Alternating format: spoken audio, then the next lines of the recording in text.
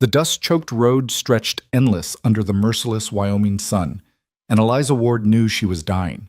Not from illness, from exhaustion, from shame, from the crushing weight of 9 hungry mouths she could no longer feed. Her 6-year-old daughter's whisper cut deeper than any blade.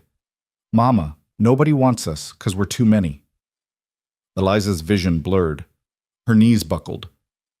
This was the end, until hoofbeats thundered behind them, and a stranger's shadow fell across their broken path. What happened next would shatter everything she believed about mercy, love, and whether a family like hers deserved a second chance. Before we continue, please drop a comment with your city or country so I can see how far this story travels. Now, let me take you back to where it all began. The September wind carried no mercy across the Wyoming plains, only dust and the hollow promise of rain that never came.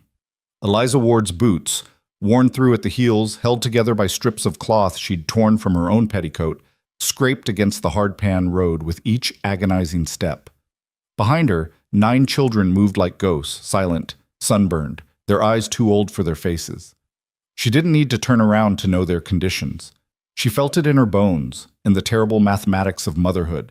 9 bodies, 1 canteen of brackish water, no food since yesterday's breakfast of boiled grass and hope.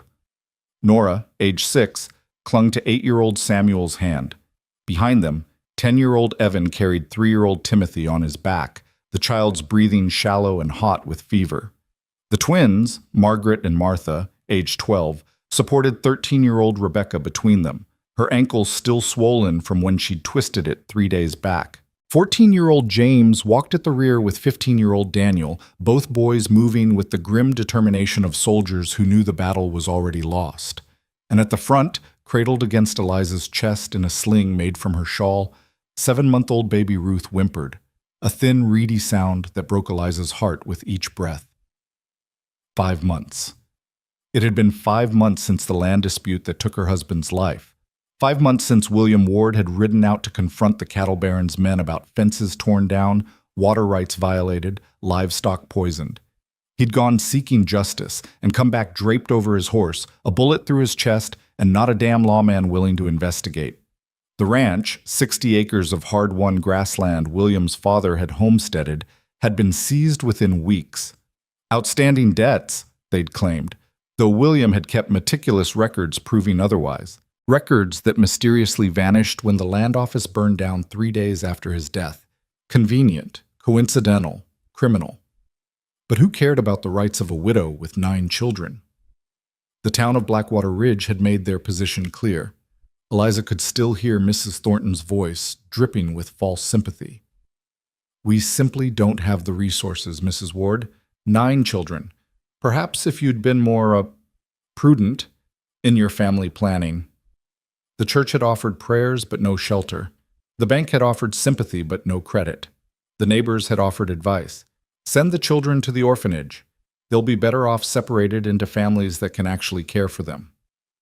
Separate her children.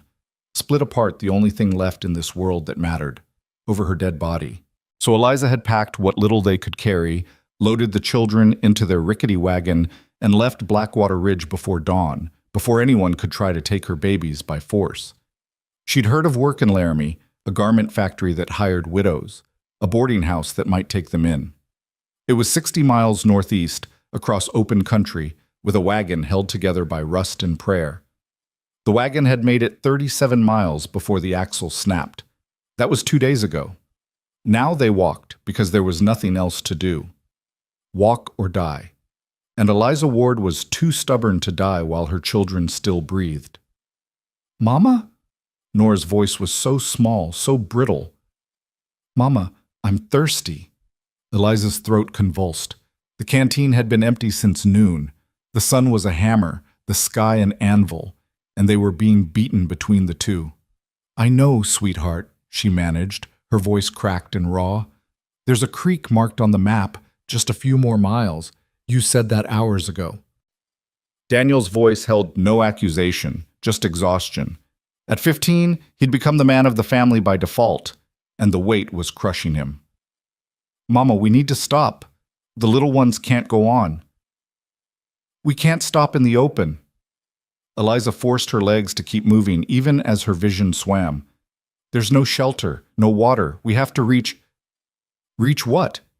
James appeared at her elbow, his face gaunt and dusty. Mama, there's nothing out here, just more road and more dust, and there's a town. Eliza pulled the folded map from her pocket with trembling hands.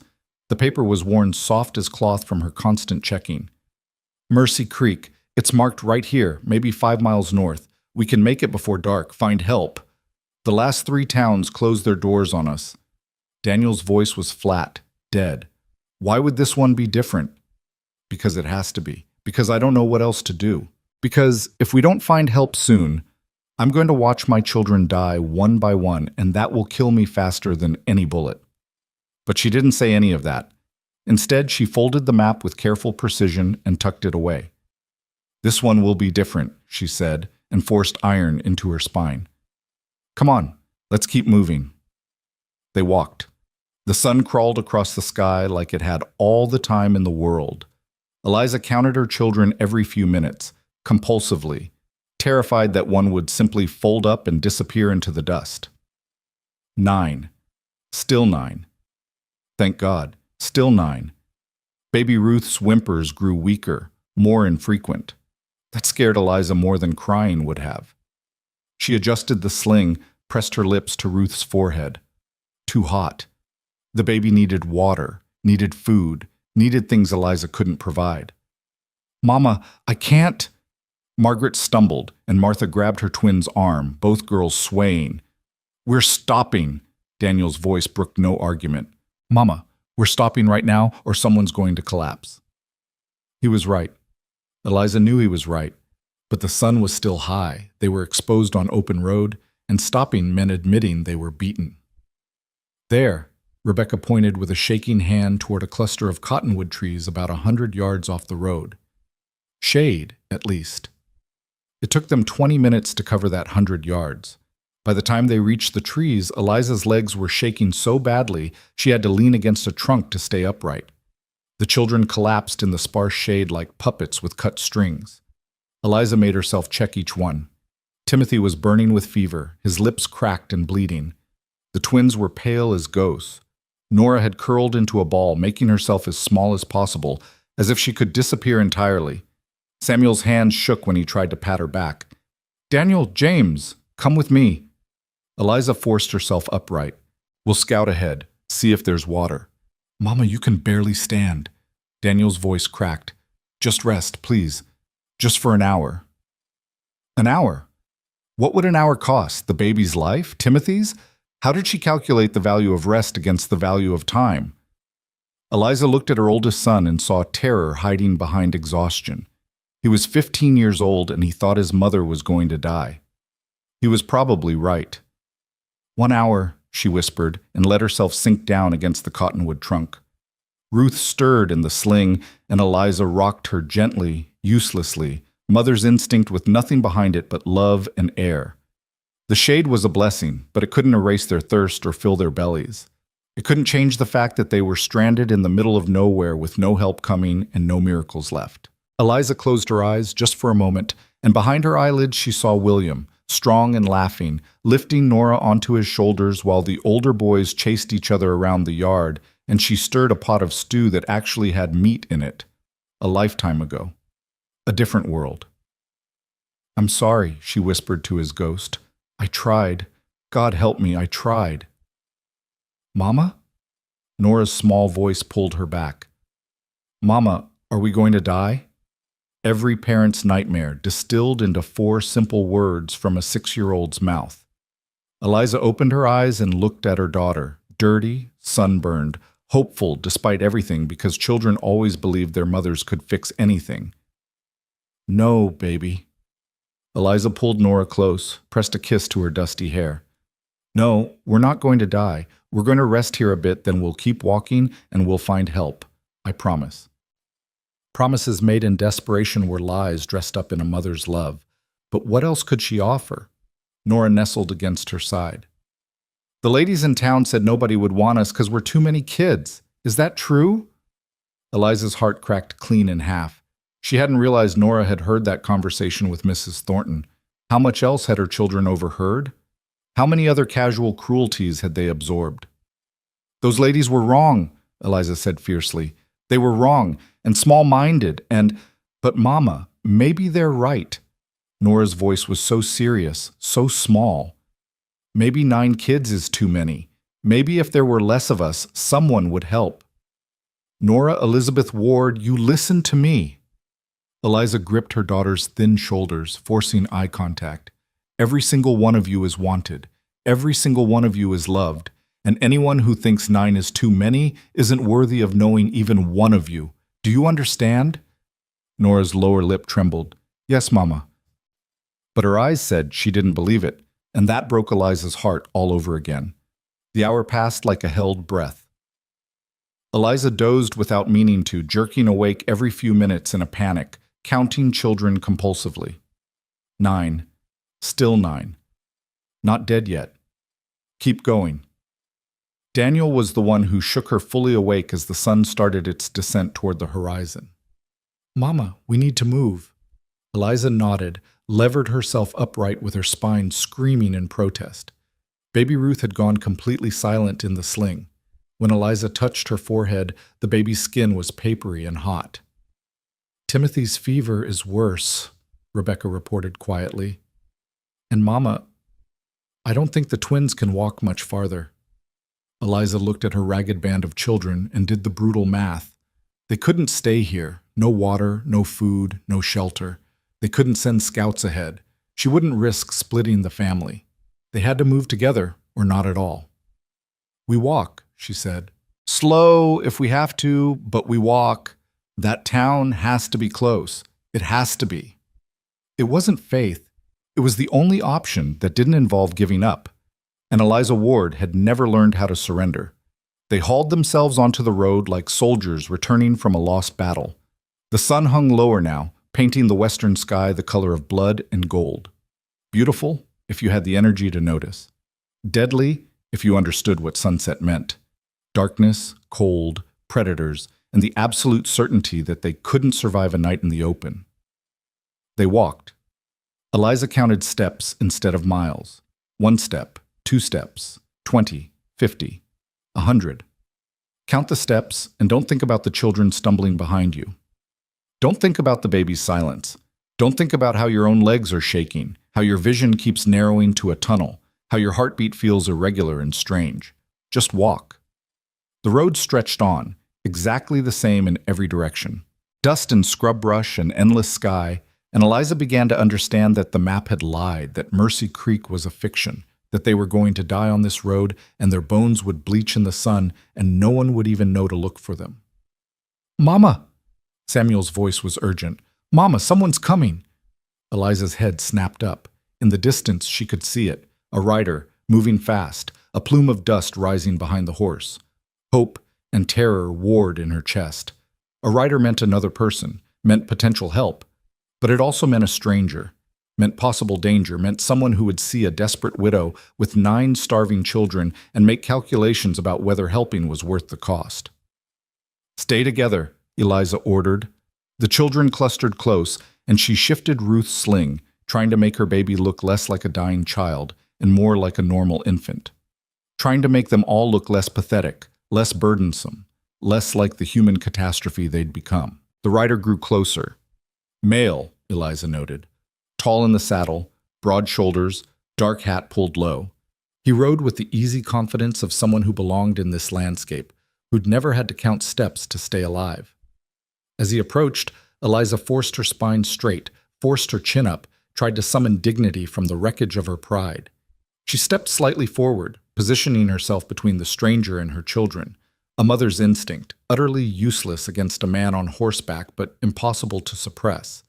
The rider slowed as he neared them, his horse dancing sideways, nostrils flaring at the scent of their desperation. The man himself was maybe 35, with a weathered face and eyes that had seen their share of storms. His clothes were work-worn but clean, his horse well cared for, everything about him speaking of competence and capability, everything Eliza lacked. Those storm-gray eyes swept over her, over the children, missing nothing. Eliza watched his expression, waiting for the pity, the disgust, the judgment. Instead, she saw something that looked almost like recognition, as if he'd seen this scene before. "Ma'am." He touched the brim of his hat, voice low and even. "You folks look like you could use some help." It was the kindness in his tone that nearly broke her. Eliza had armored herself against cruelty, against rejection, but gentleness slipped right through her defenses. "We're fine." The lie was automatic, ridiculous. "Just heading to Mercy Creek, not far now." The rider, rancher, she amended, noting the rope coiled at his saddle, the work-roughened hands, studied her for a long moment. "Mercy Creek's been a ghost town for 3 years, ma'am. Nothing there but empty buildings and rattlesnakes." The words hit like a physical blow. Empty. The town was empty. The map had lied, or was outdated, and there was no help waiting, no salvation, just more dust and death, and Eliza's knees buckled. She didn't mean to fall. She commanded her legs to hold, ordered her body to stay upright, but 5 days of walking on empty and the death of hope was too much. She staggered, vision graying at the edges. "Mama!"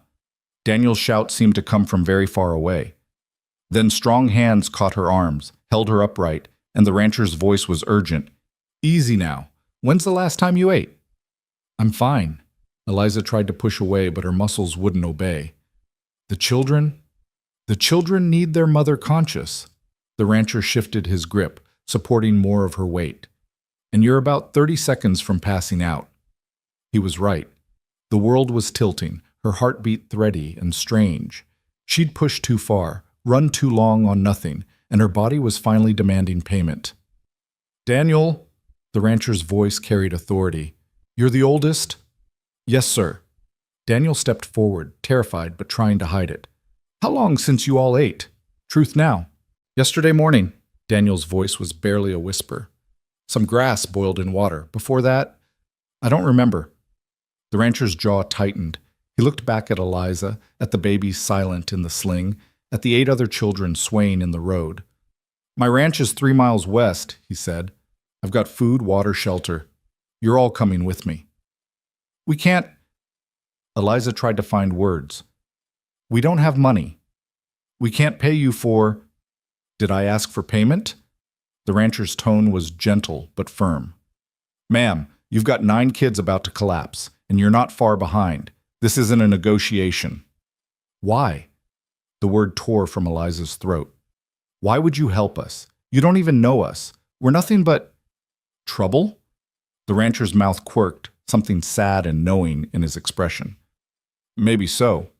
But trouble or not, I'm not leaving children to die on the road." Nora, small and brave and breaking Eliza's heart, stepped forward. She looked up at the rancher with her mother's eyes, haunted, exhausted, far too old. "Nobody wants my mama because she has too many kids," Nora said, her voice carrying the weight of every rejection they'd faced. "That's what the town ladies said. 9 is too many." The rancher crouched down, bringing himself to eye level with this tiny, fierce girl. When he spoke, his voice carried a conviction that made Eliza's breath catch. "Good," he said simply. "I want all of you." The silence that followed was absolute. Eliza stared at this stranger who'd appeared from nowhere, who'd heard the worst truth about them and responded with the most impossible words. All of them. He wanted all of them. "I don't understand," Eliza whispered. The rancher stood, looked at her with those storm-gray eyes that seemed to see straight through to her shattered core. "Don't need to understand right now, ma'am. Just need to accept help when it's offered." He gestured to his horse. "The little ones can ride. The older kids and I will walk alongside. It's 3 miles, rough country, but we'll manage." "I don't even know your name." Eliza's voice was shaking. "Cade Mercer." He touched his hat again. "And you are?" "Eliza Ward." She shifted Ruth's sling. "These are my children. Daniel, James, Rebecca, the twins Margaret and Martha, Evan, Samuel, Nora, Timothy, and baby Ruth." Cade nodded to each child as they were named, as if committing them to memory. "Pleased to meet you all. Now, let's get you somewhere safe before full dark." He moved with efficiency born of experience, lifting Timothy and Nora onto the horse, securing them carefully. The older children gathered close, and when Cade started walking west, leading the horse, they followed. Because what choice did they have? Because he'd offered help when no one else would? Because sometimes you had to trust the kindness of strangers when your own strength ran out? All of the above, Eliza thought, and fell into step beside him. Why? She asked again, needing to understand. We're nothing to you. Why would you take on... She gestured helplessly at her children, at the impossible burden of 9 extra mouths. All of this? Cade was quiet for a long moment, his gaze fixed on the horizon. When he finally spoke, his voice carried old pain carefully banked. Lost someone once, he said. Someone who'd have wanted me to help folks when I could. He looked at her directly. So that's what I do. It wasn't an explanation, not really, but it was enough for now, enough to keep walking, enough to let hope, fragile, terrifying hope, kindle in her chest. They walked west as the sun bled out across the sky, and for the first time in months, Eliza Ward allowed herself to believe that maybe, just maybe, they might survive this after all. The ranch appeared on the horizon like a mirage, weathered wooden buildings silhouetted against the dying light, solid and real in a way that made Eliza's chest tighten with something dangerously close to relief. Cade's property wasn't grand or sprawling, but it had the quiet dignity of a place built by capable hands and maintained through sheer stubborn will. The main house stood 2 stories tall, its paint faded but its structure sound. A barn leaned slightly to the left, as if tired but refusing to fall. Corrals stretched out behind, empty now in the gathering dusk, and a windmill creaked rhythmically in the evening breeze. It was the most beautiful thing Eliza had seen in months. Almost there, Cade said quietly, and Timothy stirred on the horse, lifting his fevered head. The last quarter-mile felt longer than the previous 3 combined.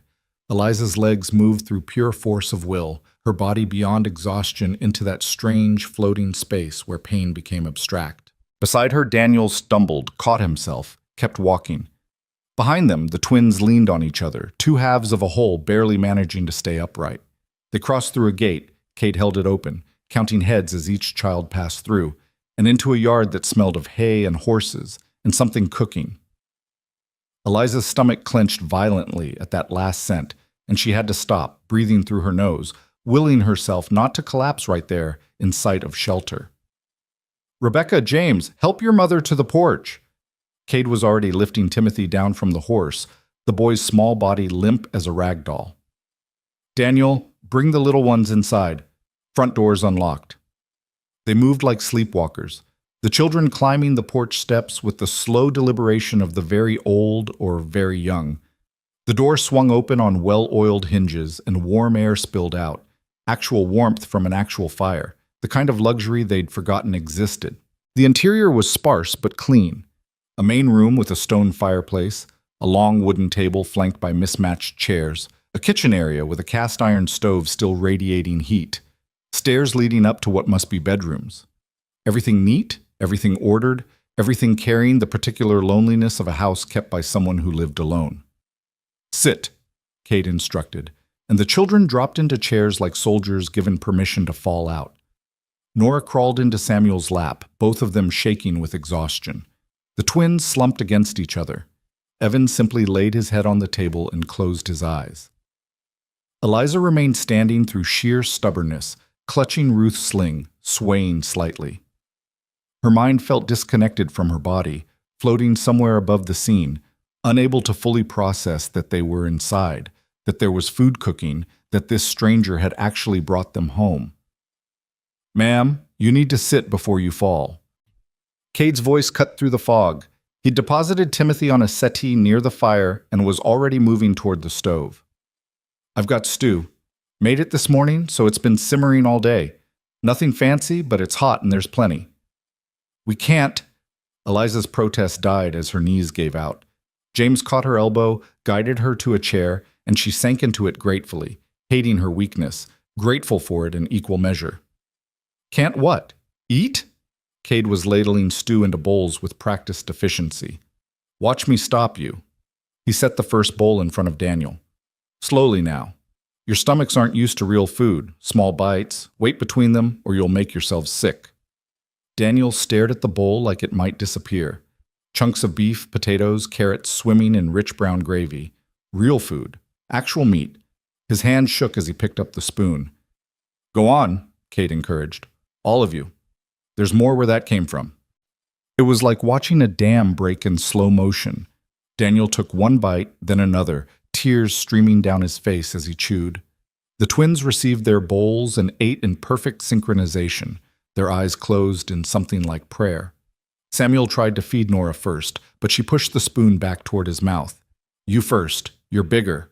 And they compromised by taking turns. Cade moved through the room distributing bowls, his movements economical and sure. When he reached Eliza, he paused, studying her with those storm-gray eyes. The baby needs water first, he said.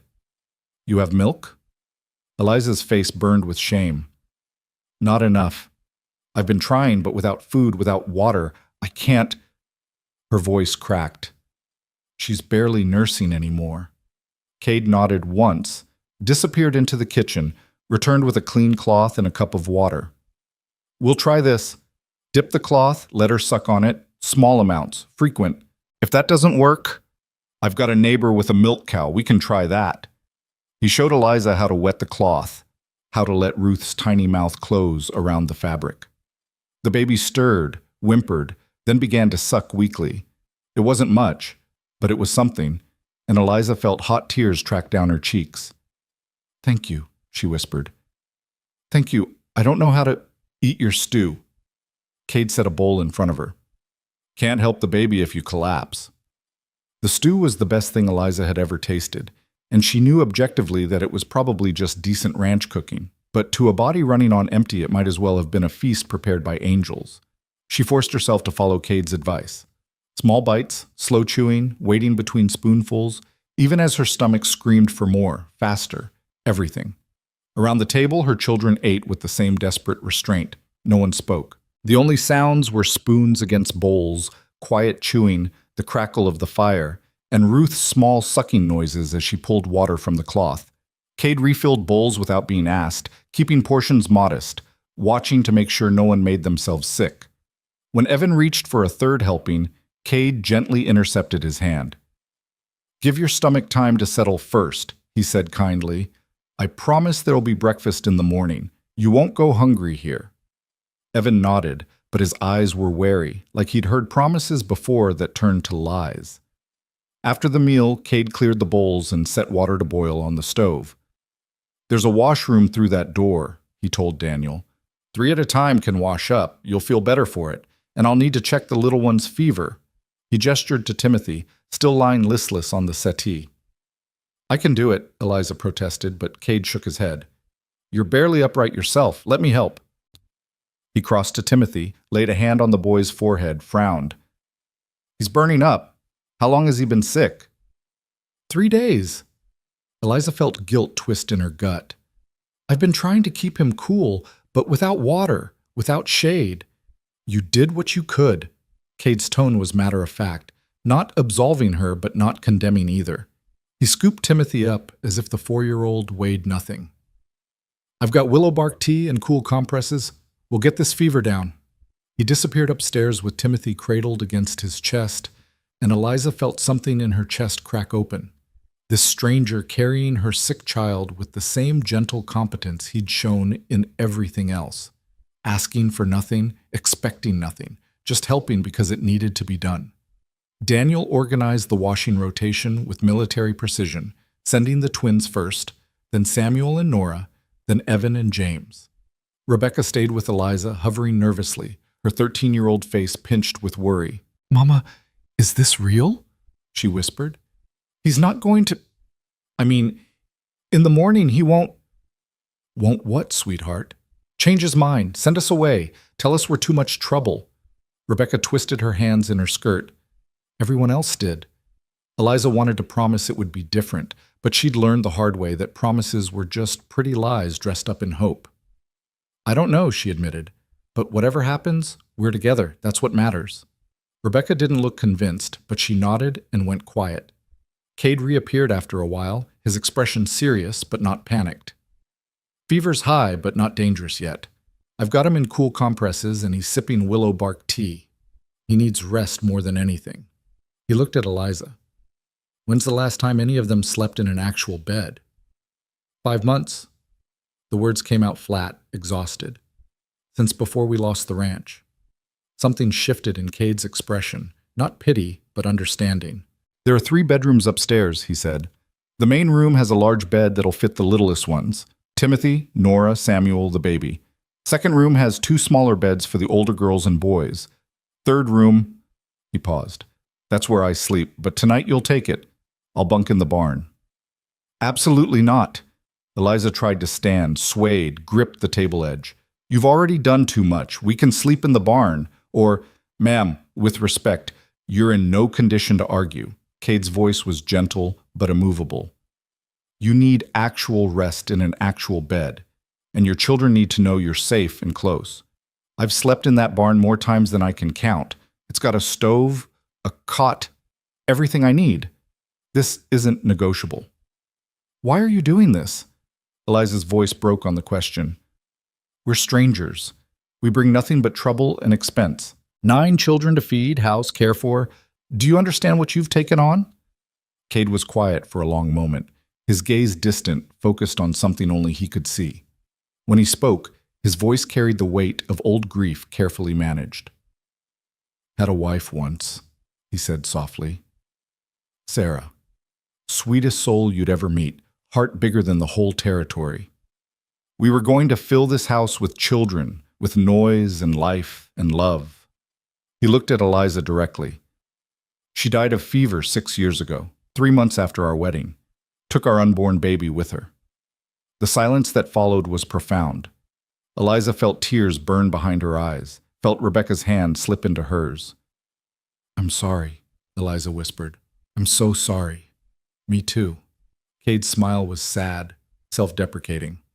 This house has been too quiet for too long. Sarah used to say that a home isn't about the building, it's about the people inside it. She'd have loved the chaos of 9 kids. He looked around at the children, who'd gone silent, listening. So when I saw you all on that road, desperate and hungry and trying so hard to keep going, I thought about what Sarah would have wanted, and she'd have wanted me to help. So that's what I'm doing. We're not a charity project, Daniel said quietly, his young voice trying for dignity. We can work. We can earn our keep. I don't doubt it. Cade met the boy's eyes with respect. But tonight you're guests. Tomorrow we can talk about arrangements, about what comes next. Right now you all need sleep. He herded them upstairs with the same gentle firmness he'd shown at dinner, showing the boys to one room, the girls to another, settling the little ones in the main bedroom where Timothy already lay sleeping under cool compresses. Eliza followed in a daze, Ruth still clutched to her chest, her mind unable to fully process the softness of blankets, the clean smell of sheets, the impossible luxury of safety. The room Cade showed her to was simple but comfortable. A large bed with a quilt, a washstand with clean water, a window overlooking the darkened prairie. His room, Eliza realized, noting the few personal items. A photograph on the dresser showing a younger Cade and a beautiful woman with kind eyes. A pocket watch on the nightstand, boots lined up precisely by the door. Sarah, Cade said softly, seeing where Eliza's gaze had landed on the photograph. She'd have liked you. Would have admired your strength, traveling alone with 9 children, refusing to give up. I'm not strong. Eliza's voice was hollow. I'm just too stubborn to die. That's the same thing in my experience. Cade moved toward the door.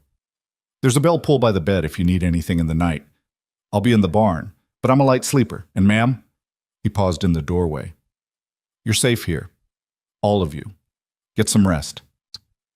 He closed the door quietly, and Eliza stood in the center of the room, swaying slightly, Ruth warm against her chest. Safe. The word felt foreign, impossible, like a language she'd forgotten how to speak. She laid Ruth in the center of the bed, surrounding her with pillows, then sank down beside her baby and let herself cry, great wrenching sobs that she'd been holding back for 5 months. For every mile walked and every door slammed in her face, and every night spent wondering if morning would find her children dead from hunger, or cold, or her own failures as a mother. She cried until there was nothing left, until exhaustion pulled her down into sleep still wearing her dusty clothes, still clutching her baby close, still half convinced she'd wake to find this was all a fever dream and they were still on that road, still dying, still alone. But when morning light filtered through the window, she was still in the soft bed. Ruth was stirring beside her, making small, hungry noises.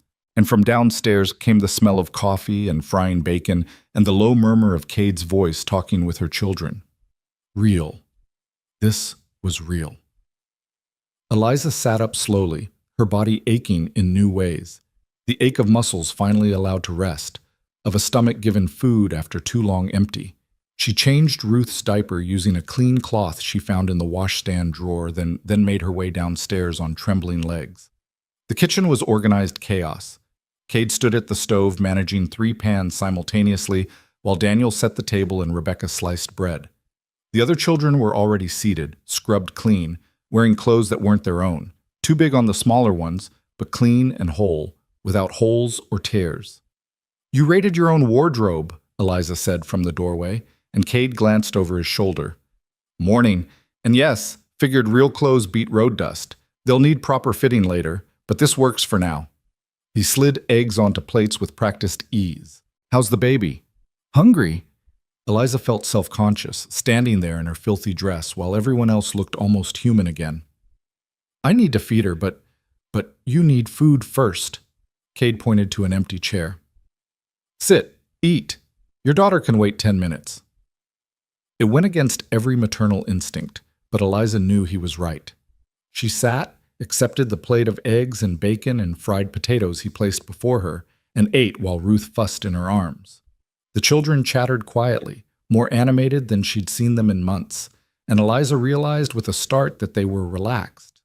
Actually relaxed, without the constant tension of survival riding their shoulders.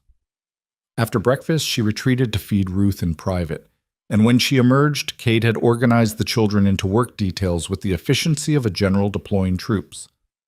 "Daniel, James, you're with me checking fence lines. Rebecca, Margaret, Martha, if you're willing, the chicken coop could use mucking and the vegetable garden is more weeds than vegetables.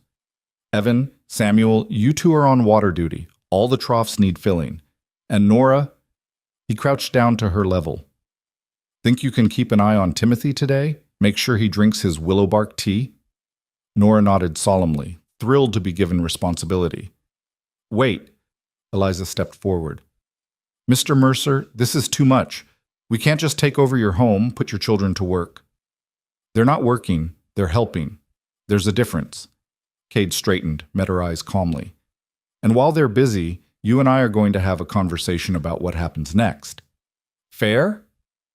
It wasn't fair. None of this was fair. She was imposing on his generosity, disrupting his life, taking advantage of his kindness. But she also didn't have the strength to refuse, not when her children finally looked like children again instead of starving refugees. "Fair," she whispered. The children scattered to their assigned tasks with an enthusiasm that made Eliza's throat tight. Cade poured 2 cups of coffee, handed her one, and gestured to the porch. They sat in rocking chairs that overlooked the prairie, the morning sun warming the weathered wood, and for a long moment neither spoke. Eliza sipped her coffee, real coffee, strong and hot, and tried to organize her thoughts into something coherent.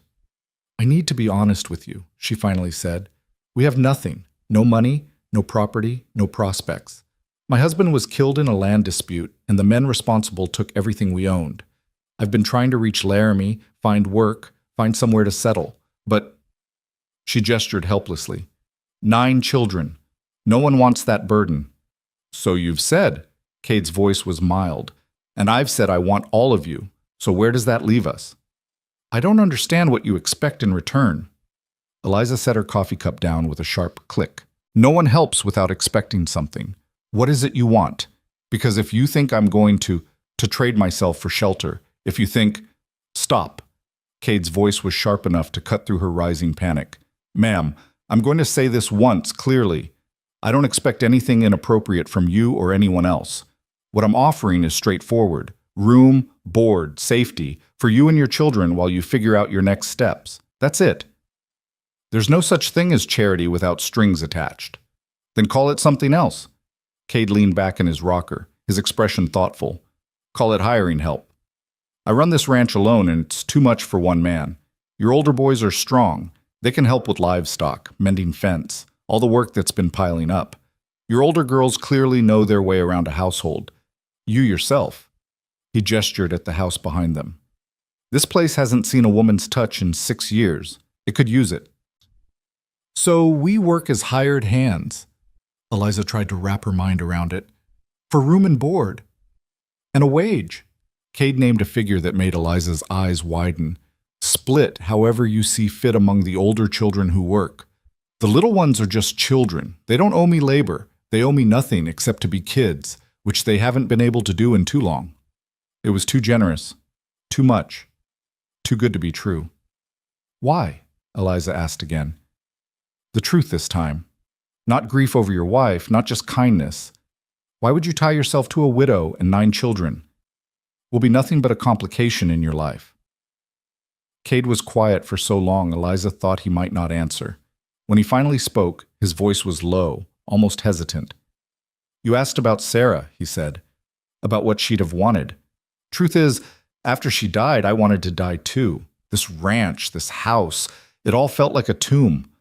I went through the motions, worked myself half to death trying not to feel anything. He looked out at the prairie. Then about a year ago, I was in town and saw a woman getting thrown out of the general store with her kids. 3 little ones all crying, Mama trying to keep her dignity while the shopkeeper called her trash for not being able to pay her tab. Eliza felt her chest tighten, recognizing the story. I paid her tab, Cade continued. Bought her groceries. She cried, thanked me, promised to repay me. I never saw her again, heard later she'd moved to her sister's place in Denver. He turned to look at Eliza directly. But for the first time since Sarah died, I felt something other than emptiness. Felt like maybe I could still do something good in this world, even if I couldn't save the person I loved most. So we're, what? A replacement for your grief? No. Cade's voice was firm. You're people who need help, and I'm someone who can provide it. That's all. No hidden motives, no expectations beyond honest work for fair compensation. And if that's not enough, if you still can't trust it, he stood, looked down at her.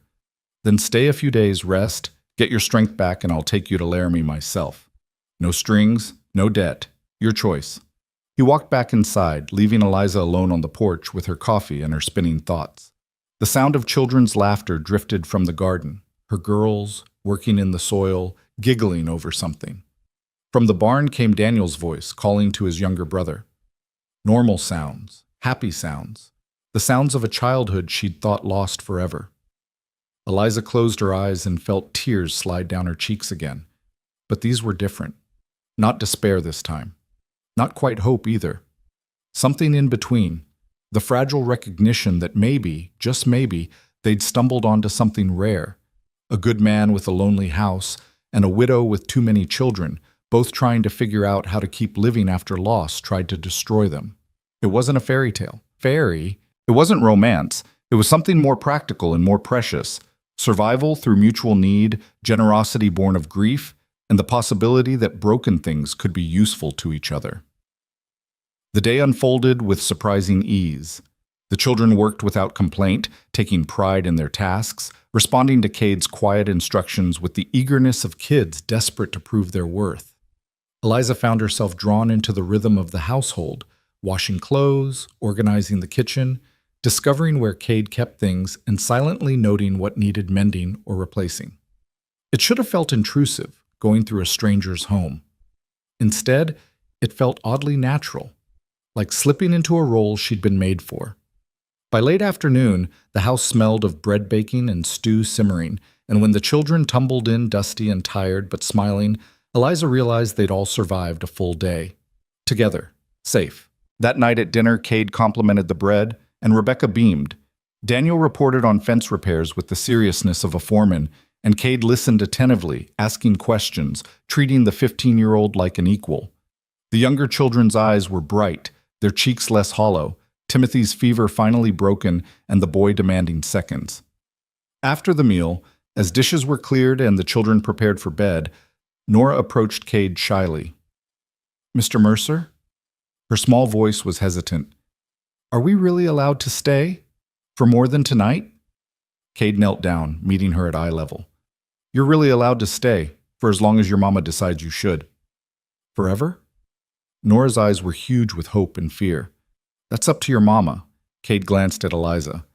But you're welcome here as long as you need to be.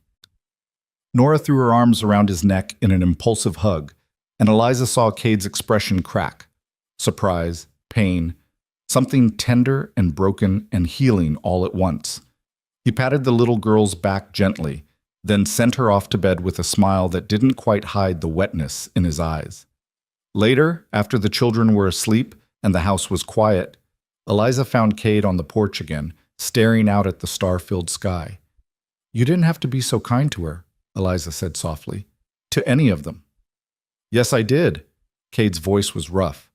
"They're good kids who've been through hell. They deserve kindness." "They're going to get attached." Eliza wrapped her arms around herself. "And when we leave, whenever that is, it's going to hurt them." "Maybe." Cade didn't look at her. "Or maybe they'll remember that someone cared, even temporarily. That's worth something, isn't it?" Eliza didn't have an answer for that. She stood beside him in the darkness, listening to the prairie wind and the distant call of a nightbird, and wondered how long this fragile peace could possibly last. 3 weeks passed like water through cupped hands, precious, impossible to hold, gone before Eliza could fully believe they'd been real. The ranch settled into rhythms that felt almost normal. Breakfast at dawn, work through the morning, midday dinner around the long table, afternoon chores, supper as the sun painted the western sky in shades of gold and crimson. The children filled the house with noise and life, exactly as Cade had said Sarah would have wanted, and slowly, so slowly Eliza almost didn't notice. The sharp edges of their desperation began to soften. Daniel and James worked alongside Cade from sunup to sundown, learning to mend fence and manage livestock with the intensity of boys determined to prove their worth. Rebecca took over the kitchen with quiet efficiency, and the twins transformed the neglected vegetable garden into something that might actually produce food come harvest. Even little Nora had her role, mothering Timothy and baby Ruth with fierce tenderness, singing to them in a voice that reminded Eliza painfully of her own mother, dead these 10 years. But beneath the surface calm, tension coiled like a spring wound too tight.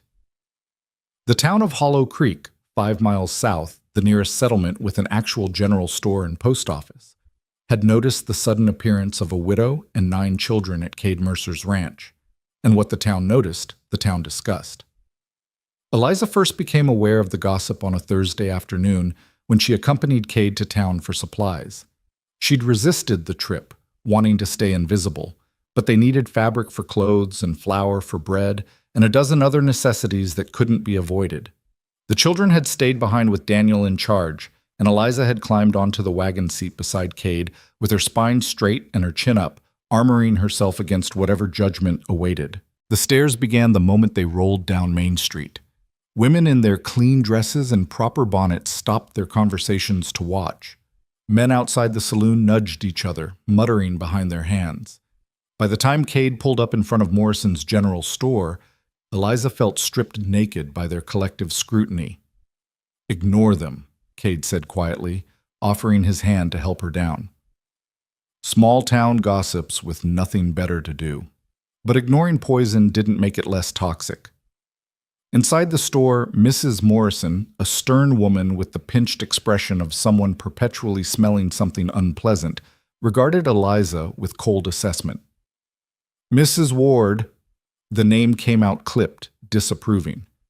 "I'd heard rumors you'd taken up residence at the Mercer Ranch, with your considerable family." "Mrs. Ward and her children are my employees," Cade said evenly, already pulling items from shelves. "I've needed help running the place, and they've needed work. Fair arrangement for everyone." "I'm sure." Mrs. Morrison's tone suggested she thought it anything but fair. "Though I wonder what your dear departed Sarah would think of such an arrangement. A widow and 9 children moving into a bachelor's home. The appearance of impropriety alone is nobody's business but mine." Cade's voice carried a warning edge.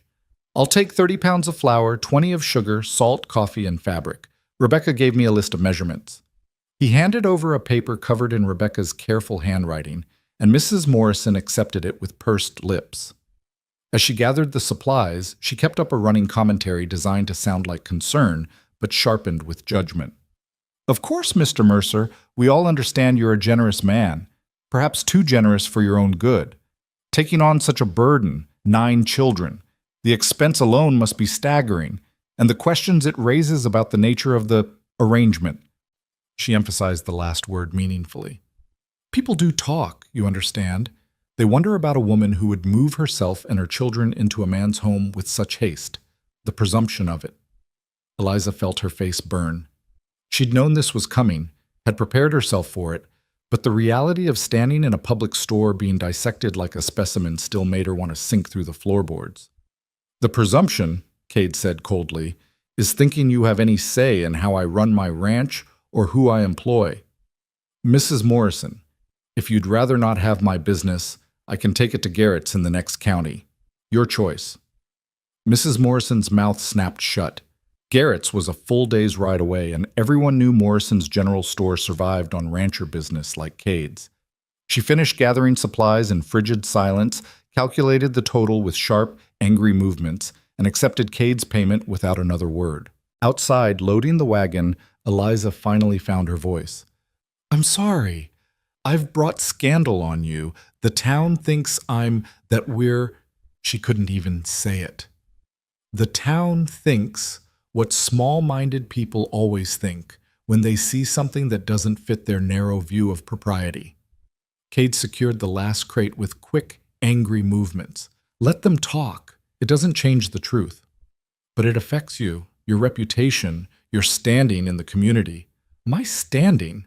Cade laughed, harsh and bitter. Eliza, I'm a widower who's been half dead for 6 years. Before you and your children arrived, people looked at me with pity. Now they look at you with judgment. I know which I prefer. That's not fair to you. Nothing about life is fair. Cade climbed onto the wagon seat, offered his hand to help her up. But you and those kids are the first thing that's felt right in a long time. So let the gossips whisper. They'll find something else to talk about eventually. But the gossips didn't move on. If anything, the whispers intensified. 2 days after the trip to town, Reverend Ashford rode out to the ranch, his expression grave and his intentions transparent. Eliza watched from the kitchen window as Cade met him in the yard, and even from a distance she could read the tension in Cade's shoulders. She couldn't hear the conversation, but she could imagine it well enough. The impropriety of the situation, the damage to both their reputations, the impact on the children growing up in a household of sin. The Reverend's hands moved in emphatic gestures, and Cade's responses were clipped, controlled, his anger barely leashed. When the Reverend finally rode away, Cade stood in the yard for a long moment before stalking into the barn. He didn't emerge for hours, and when he did, his knuckles were scraped bloody from what looked like a violent encounter with a fence post or barn wall. Let me see. Eliza cornered him at the water pump, her tone brooking no argument. She cleaned his hands with careful efficiency, wrapping the worst of the splits with clean cloth. What did the Reverend say? Nothing worth repeating. Cade's jaw was tight. Religious justification for small-minded bigotry, dressed up in concern for our immortal souls. He wants us to leave. He suggested that if you insisted on staying, the proper thing would be for us to marry, to legitimize the arrangement and stop the scandal. Cade's laugh was sharp. Because apparently 9 children living in my house is only acceptable if I've claimed ownership of their mother through a legal contract. The words hung between them, awkward and charged. Marriage. The idea was absurd. They barely knew each other, were bound only by circumstance and necessity, had no feelings beyond mutual respect and practical partnership. And yet, standing there with her hands still resting on his bandaged knuckles, Eliza felt something flutter in her chest. Something dangerous and unwelcome and utterly inappropriate. That's ridiculous, she said, releasing his hands and stepping back. We're employer and employee, that's all. That's what I told him. Cade flexed his fingers, testing the bandages. He didn't believe me. Said if we weren't willing to marry, then clearly there was something shameful about the arrangement. That decent people would do the right thing, and our refusal proved we weren't decent. So we're damned if we do and damned if we don't. Eliza felt fury rise in her throat. We marry, and they say I trapped you. We don't marry, and they say we're living in sin. There's no winning. No, Cade agreed. There's not. Which is why I stopped caring what they think. He met her eyes directly. The question is whether you can do the same. Could she? Eliza had spent her whole life caring what people thought, measuring her worth by community approval, shaping herself to fit their expectations. But community approval hadn't saved her husband or protected her children or kept them from starving on a dusty road. Community approval was a luxury she couldn't afford. "I can try," she said quietly. The days after the Reverend's visit carried a new weight. The older children had heard enough to understand they were the subject of town gossip, and it showed in little ways. Rebecca's shoulders hunched when she thought no one was watching, Daniel's jaw tight with suppressed anger, the twins whispering together in corners.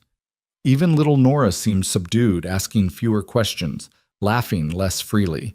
It was James who finally broke, 2 weeks later, after a trip to town with Cade for blacksmith supplies. He came home with a split lip and skinned knuckles, and when Eliza demanded an explanation, he exploded. "They called Mama a whore!" The 14-year-old's voice cracked with rage and tears. "Said she was trading herself for a roof, said we were all bastards living off Mr. Mercer's charity, and He'd punched the banker's son, apparently, given the older boy a bloody nose before Cade had pulled them apart. And now James stood in the kitchen shaking with adrenaline and shame, expecting punishment, expecting to be told he'd made things worse. Instead, Cade clapped him on the shoulder. "Good right hook. Your father teach you that?" James blinked, confused. Yes, sir, before he died." "He taught you well. But next time, wait until there aren't witnesses. Less trouble that way." Cade's expression was grim. "I'm sorry you had to hear those things. They're lies, all of them, and anyone with eyes can see it. But people believe what they want to believe. It's not fair." James's voice was thick with unshed tears. "Mama's the strongest person I know. She kept us alive, kept us together when everyone else said to split us up. And they act like we're garbage," Daniel supplied flatly from the doorway. "They act like we're garbage they wish would disappear." The silence that followed was heavy with shared pain. Eliza looked at her children, her beautiful, brave, damaged children who'd survived so much and were now being punished for the crime of accepting help, and felt something harden in her chest. "Maybe we should go," she said quietly. "Move on to Laramie like we planned. I can find work, we can—" "No!" The chorus came from multiple voices at once. Daniel, Rebecca, even little Nora shaking her head vehemently. "This is home," Nora said simply. "We don't want to leave home." "But if staying here means you're going to be treated like what we've been treated everywhere?" Rebecca's voice was sharp. "Mama, there's nowhere we can go where people won't judge us. At least here we have shelter and food. And someone who—" She glanced at Cade. "Someone who doesn't see us as a burden." "Your daughter's right." Cade moved to the stove, started preparing the evening's coffee with practiced motions. "Running won't solve anything. The gossips will follow you, create new stories, make up new sins. At least here, you've got a roof and work and—" He paused. "And me, for what that's worth." It was worth more than he knew, more than Eliza could articulate. But before she could find words, the sound of hoofbeats in the yard interrupted them. Multiple horses, moving fast. Cade's expression went cold. "Daniel, take the kids upstairs. Eliza, stay here." He pulled a rifle from its mount above the door, checked the load with quick, competent movements. "What's happening?" Eliza's heart hammered against her ribs. "Don't know yet, but men riding fast at dusk usually means trouble." Cade moved to the door, cracked it open, peered out. 3 riders. Can't see faces yet, but— His voice went flat. "Ah, hell, it's the land agents." Eliza's blood turned to ice. Land agents, the same breed of vultures who'd helped destroy her life once before. "What do they want?" "With us? Nothing good." Cade handed her a smaller pistol from his belt. "You know how to use this?" "William taught me." Eliza took the weapon, her hands surprisingly steady. "I'm not shooting anyone unless they try to hurt my children." "Fair enough." Cade stepped onto the porch, rifle held loosely but ready. "Let's see what they want." The riders resolved into 3 men as they approached. 2 she didn't recognize and 1 she did. Marcus Dalton, the cattle baron's foreman, who'd been present when William died. Recognition hit her like a physical blow, and she gasped. Cade glanced back at her. You know him? He was there, Eliza whispered, when they killed William. He stood by and watched and did nothing. Cade's expression went from cold to glacial. When he turned back to face the riders, his voice carried the weight of barely controlled violence. Dalton, you're not welcome here. Turn around. Dalton, a big man with mean eyes and a mouth that curled in perpetual disdain, laughed. Now, Mercer, is that any way to greet neighbors? We're just here with some friendly advice. I don't need advice from men who murder homesteaders and steal their land. Cade's rifle shifted slightly, not quite aiming, but close. Say what you came to say and leave. The two men flanking Dalton shifted in their saddles, hands moving toward their own weapons. The tension ratcheted up another notch, violence humming in the air like electricity before a storm. We've been hearing interesting things, Dalton said, his tone conversational but his eyes hard, about you taking in a certain widow and her extensive family. Same widow whose husband got himself killed over a property dispute last spring. Now, that seems like an odd choice for a smart man like you, Mercer, taking on someone else's trouble. Mrs. Ward and her children are my employees. What business is it of yours? It's our business when that widow's presence might cause complications. There are men in this territory who don't take kindly to people harboring folks who made accusations about legitimate business dealings. Accusations that couldn't be proven, mind you, but that nonetheless left a bad taste. Dalton's smile was all teeth. We're just suggesting that maybe it would be healthier for everyone if the widow moved along, took her brood somewhere else, before anyone gets hurt. Behind Cade, Eliza felt rage override fear. These men had killed her husband, stolen her home, and now they had the audacity to threaten her children. She stepped onto the porch, ignoring Cade's warning glance. My husband was murdered, she said clearly. Shot down in cold blood over a fence line dispute that was manufactured to steal our land. Everyone knows it, even if no one will say it. And now you come here threatening me and mine because you're afraid the truth might come out? No proof of murder, Mrs. Ward. Dalton's eyes glittered dangerously. Just an unfortunate accident. And as for threats, well, we're just concerned citizens worried about Mr. Mercer's welfare. Taking on 9 extra mouths to feed, sheltering a woman of questionable reputation, it's a burden that might break a man. We'd hate to see that happen. Get off my land. Cade's voice was quiet, deadly. Now. We're going. Dalton gathered his reins but didn't move. Just remember what we said, Mercer. Sometimes charity costs more than a man can afford to pay. Sometimes the smart thing is to cut your losses before they drag you under. His gaze shifted to Eliza. And Mrs. Ward? You might want to think about those children of yours. 9 of them, all depending on you to make smart choices. Would be a shame if your stubbornness put them in danger. The threat was implicit, but unmistakable. Eliza felt cold spread through her chest, but before she could respond, Cade took 3 steps forward, rifle rising. You just threatened children on my property, he said softly. That's a mistake you won't make twice. If I see you or your men near this ranch again, if I hear about anyone bothering these kids in town, if so much as a fence post gets knocked down suspiciously, I will hold you personally responsible. And Dalton? I'm not some homesteader you can push around. I've got friends in the territorial government, connections you can't touch, and enough money to make your life very difficult. So choose your next move carefully. The standoff held for a long, tense moment. Then Dalton spat in the dirt, wheeled his horse, and galloped off with his men trailing behind. The dust they kicked up hung in the evening air long after the hoofbeats faded. Cade stood frozen on the porch, rifle still raised, every muscle tight with suppressed violence.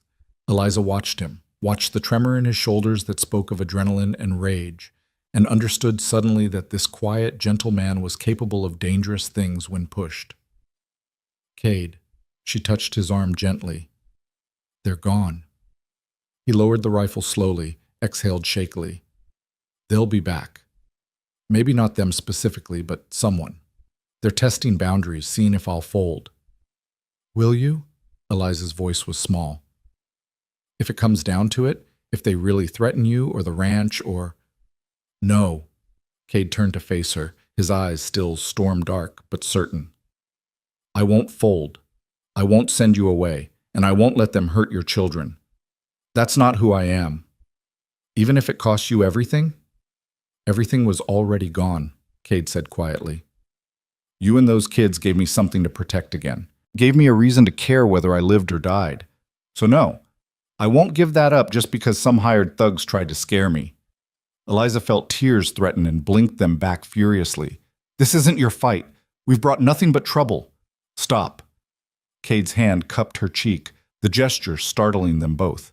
He dropped it quickly, stepped back, but the warmth of his palm lingered on her skin. "Stop apologizing for existing, Eliza. You're not trouble. You're a woman trying to keep her family safe, and I'm a man trying to do something good with the life I have left. That's all." Before Eliza could respond, childish screams erupted from inside the house. High, terrified, urgent. Both adults spun toward the door as Daniel burst through it, his face white with panic. "It's Evan! He fell in the creek! He's being swept away!" Time fractured. One heartbeat, Eliza was standing on the porch. The next she was running, dress hiked up, heart slamming against her ribs. The creek, swollen from recent rains, running fast and cold and deadly, curved behind the property. How had Evan gotten there? Why had no one been watching him? Questions for later. Right now, just run. She reached the creek bank in time to see her 10-year-old son tumbling in the current, his head going under, bobbing up, his arms flailing desperately. He'd gone too far out, gotten pulled into the deep channel, and the current was dragging him downstream toward where the creek narrowed between jagged rocks. "Evan!" Eliza's scream tore from her throat. She started into the water, but Daniel grabbed her arm. "Mama, no, you can't swim that well. You'll both drown." A splash interrupted him. Cade had hit the water at a full sprint, diving into the current with no hesitation, no thought for safety. Eliza watched in frozen horror as he disappeared beneath the roiling surface. A second stretched into eternity, as her son's head went under again and didn't come up. Then Cade surfaced. Evan clutched against his chest, fighting the current that tried to rip them both downstream. He was strong, Eliza realized. Years of ranch work had built muscle and endurance, but the creek was stronger. It pulled them toward the rocks, toward the narrow chute where the water funneled through with enough force to shatter bones. "The rope!" Daniel was already running back toward the barn. "I'll get the rope!" But there wasn't time. Cade and Evan were seconds from the rocks, and once they hit that chute, they'd be lost. Eliza made a split-second decision born of desperation. She grabbed a low-hanging cottonwood branch, leaned as far over the water as she could, and screamed Cade's name. He saw her, saw what she was doing, and angled toward the bank with powerful strokes. The current fought him every inch, but he was fighting back with everything he had. One arm locked around Evan, the other clawing through the water, 3 feet from the branch, 2 feet. The rocks loomed, water churning white and violent. Eliza's fingers brushed Cade's outstretched hand. Missed. He went under, and she thought that was it. They were gone. She'd lost another person she cared about. The realization hit as Cade's head broke the surface again, as his hand closed around her wrist in a grip that sent pain shooting up her arm. She grabbed the branch with her other hand, felt her shoulder scream in protest as his full weight plus Evan's pulled against her, felt herself sliding toward the water. Then other hands grabbed her, Daniel and Rebecca, anchoring her, pulling back. Between them, they hauled Cade and Evan close enough to the bank that Cade could find purchase, could drag them both onto solid ground before collapsing, coughing water, his shoulder torn open where a submerged rock had caught him. Evan vomited creek water and sobbed. Cade just lay on his back gasping, blood spreading across his shirt, his face gray with exhaustion and pain. "You're hurt." Eliza was already stripping off her shawl, pressing it to the wound. The gash was deep, ragged, bleeding heavily. "You need a doctor. No time, just bind it tight." Cade's voice was thread-thin but steady. "The boy, is he—" "I'm okay." Evan was crying, shaking, but alive and breathing. I'm sorry. I just wanted to catch a fish for dinner, and I slipped. And—" "Hush!" Eliza wanted to scold him, to shake him for being so reckless, but relief overwhelmed anger. "You're safe. That's all that matters." She bound Cade's shoulder as tightly as she could while Daniel and Rebecca helped him to his feet. The walk back to the house took forever, Cade leaning heavily on Daniel, his face twisted with pain he was trying desperately to hide from the children who'd gathered in a frightened cluster. Inside, Eliza cleared the kitchen table and made Cade lie down while she assessed the damage. The wound was worse than she'd thought. Not just torn skin, but damaged muscle, the kind of injury that could cripple if not treated properly. "This needs stitching," she said quietly. "Real doctoring, not just field medicine." "Can't afford the gossip." Cade's voice was strained. "Having the doc out here, him seeing you and the kids, it'll just fuel more rumors." "I don't care about rumors. You're bleeding." "Then you stitch it." Cade's eyes found hers. "You've done medical work before. I've seen you with the kids when they're sick. You can do this." Eliza wanted to protest, but he was right. She'd learned basic field medicine by necessity, had stitched her husband's injuries more than once. Her hands were steady, her knowledge sufficient. What she lacked was courage, the courage to hurt someone she cared about, even to heal them. But Cade had jumped into a flooding creek to save her child without hesitation. The least she could do was return the favor. "Rebecca, boil water and bring me the sewing kit. Daniel, find whiskey. There's a bottle in the cupboard. Margaret, Martha, keep the little ones upstairs and distracted." Eliza rolled up her sleeves. "And Cade? This is going to hurt." "I know." His jaw was tight, his breathing shallow. "Do what needs doing." She cleaned the wound with boiled water and whiskey, watching him bite down on leather to keep from screaming. She threaded the needle with fingers that didn't shake despite the terror in her heart. And then she stitched him back together, pulling torn flesh into alignment, her movements careful and sure, while he gripped the table edge hard enough to leave marks in the wood. 15 stitches. By the time she finished, Cade's face was gray and slick with sweat, but he hadn't made a sound beyond harsh breathing through clenched teeth. Eliza bandaged the shoulder with clean cloth, her hands gentle now that the worst was done. "You need to rest," she said quietly. "No work for at least a week, maybe 2. "Can't rest. Ranch doesn't run itself." "Then we run it." Daniel's voice came from the doorway, young but determined. "Me and James and the girls, we've been learning from you, Mr. Mercer. We can handle things while you heal." Cade looked at the boy, 15 years old and trying so hard to be a man, and something in his expression softened. "You'll need help with the heavy work." "We'll figure it out." Rebecca appeared beside her brother, equally determined. "You saved Evan's life. You got hurt protecting our family. Let us take care of you for once." "Family." Cade repeated the word slowly, as if tasting it. His gaze shifted to Eliza, and something passed between them. Recognition, understanding, the acknowledgement of a truth they'd both been avoiding. "Is that what we are now?" Eliza looked at this man who'd taken them in when no one else would, who'd faced down land agents and town gossip, who'd just nearly died saving her child. She looked at her children clustered in the doorway, their faces tight with worry for the man who'd become more than just their employer. She felt the weight of the moment pressing down, demanding honesty. "Yes," she whispered. "I think maybe we are." Cade's good hand found hers, squeezed gently. "Good," he murmured, his voice rough with exhaustion and pain and something else, something that made Eliza's heart stutter. "I want all of you, remember?" Then his eyes closed, consciousness slipping away, and Eliza sat beside him, holding his hand while her children gathered close, and the reality of what had happened, what had almost happened, crashed over them all. Family keeps each other alive.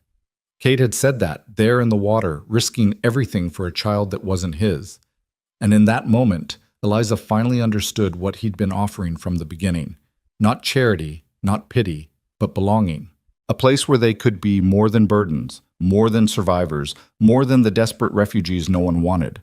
A place where they could be home. Cade woke in his own bed with no memory of getting there, his shoulders screaming and his mouth tasting like old leather and regret. Afternoon light slanted through the window, golden and warm, and for a confused moment he thought he was alone. Then he heard the soft rustle of fabric and turned his head to find Eliza sitting in the chair beside the bed, her sewing forgotten in her lap, her eyes closed in exhausted sleep. She looked different in repose, younger, the lines of worry smoothed from her face, her dark hair escaping its pins to curl around her cheeks. Beautiful, Cade thought, then immediately felt guilty for thinking it. She was his employee, a widow under his protection, a woman who'd trusted him to keep her children safe. Noticing that she was beautiful felt like a violation of that trust. But he noticed anyway, and the noticing made his chest tight with something he hadn't felt in 6 years. Something dangerous and unwelcome and utterly impossible to ignore. "You're staring!" Eliza's eyes opened, catching him, and Cade felt heat rise in his face like a schoolboy caught passing notes. "Sorry, I was just wondering how I got upstairs." "Daniel and James carried you. You were unconscious by then, which was probably a mercy given how much the movement must have hurt." Eliza set aside her sewing, leaned forward to check his bandages with practiced efficiency. "How's the pain?" "Manageable." A lie. His shoulder felt like it was being torn apart by wolves, but admitting weakness had never come easy. "How long was I out?" 14 hours. It's past noon now." Her fingers were gentle against his skin, checking for fever, for infection, for the 100 small signs that a wound was going bad. "You were lucky. The rock missed the major blood vessels by inches. If it had hit differently—" She didn't finish the sentence, but Cade heard what she wasn't saying. If it had hit differently, he'd have bled out in the creek, and Evan would have drowned, and this fragile thing they'd been building would have shattered before it had a chance to become real. "The boy?" Cade asked. "Fine. Shaken, guilty, promising never to go near the creek again without permission." Eliza's smile was wan. "He's been up here 6 times to check on you, convinced this is all his fault." "It's not. Kids do foolish things. That's their job." Cade tried to sit up, gasped as pain lanced through his shoulder and fell back against the pillows. "Damn it! Don't move." Eliza pressed him back gently but firmly. "You tore muscle, Cade. It needs time to heal, and you pushing yourself too soon will only make it worse. The ranch is being managed. Your children—" She paused, corrected herself. "My children are handling the daily work. Daniel's got a natural head for livestock, and Rebecca's been organizing everything else like a field general. We're fine. You need to rest." "Your children." Cade caught the slip, saw the faint color rise in her cheeks. "You almost called them mine." "I misspoke." "Did you?" Cade held her gaze, saw the truth she was trying to hide. "Because last night you said we were family. I remember that much, even through the pain fog." Eliza stood abruptly, moved to the window, her back to him. When she spoke, her voice was carefully controlled. "You nearly died saving Evan. In that moment, it felt appropriate to acknowledge what you've become to us. But in the clear light of day, we both know the reality. You're my employer. We're your workers. Anything else is just what?" Cade pushed himself up on his good elbow, ignoring the protest from his shoulder. "Just foolish? Just dangerous? Just too complicated to acknowledge?"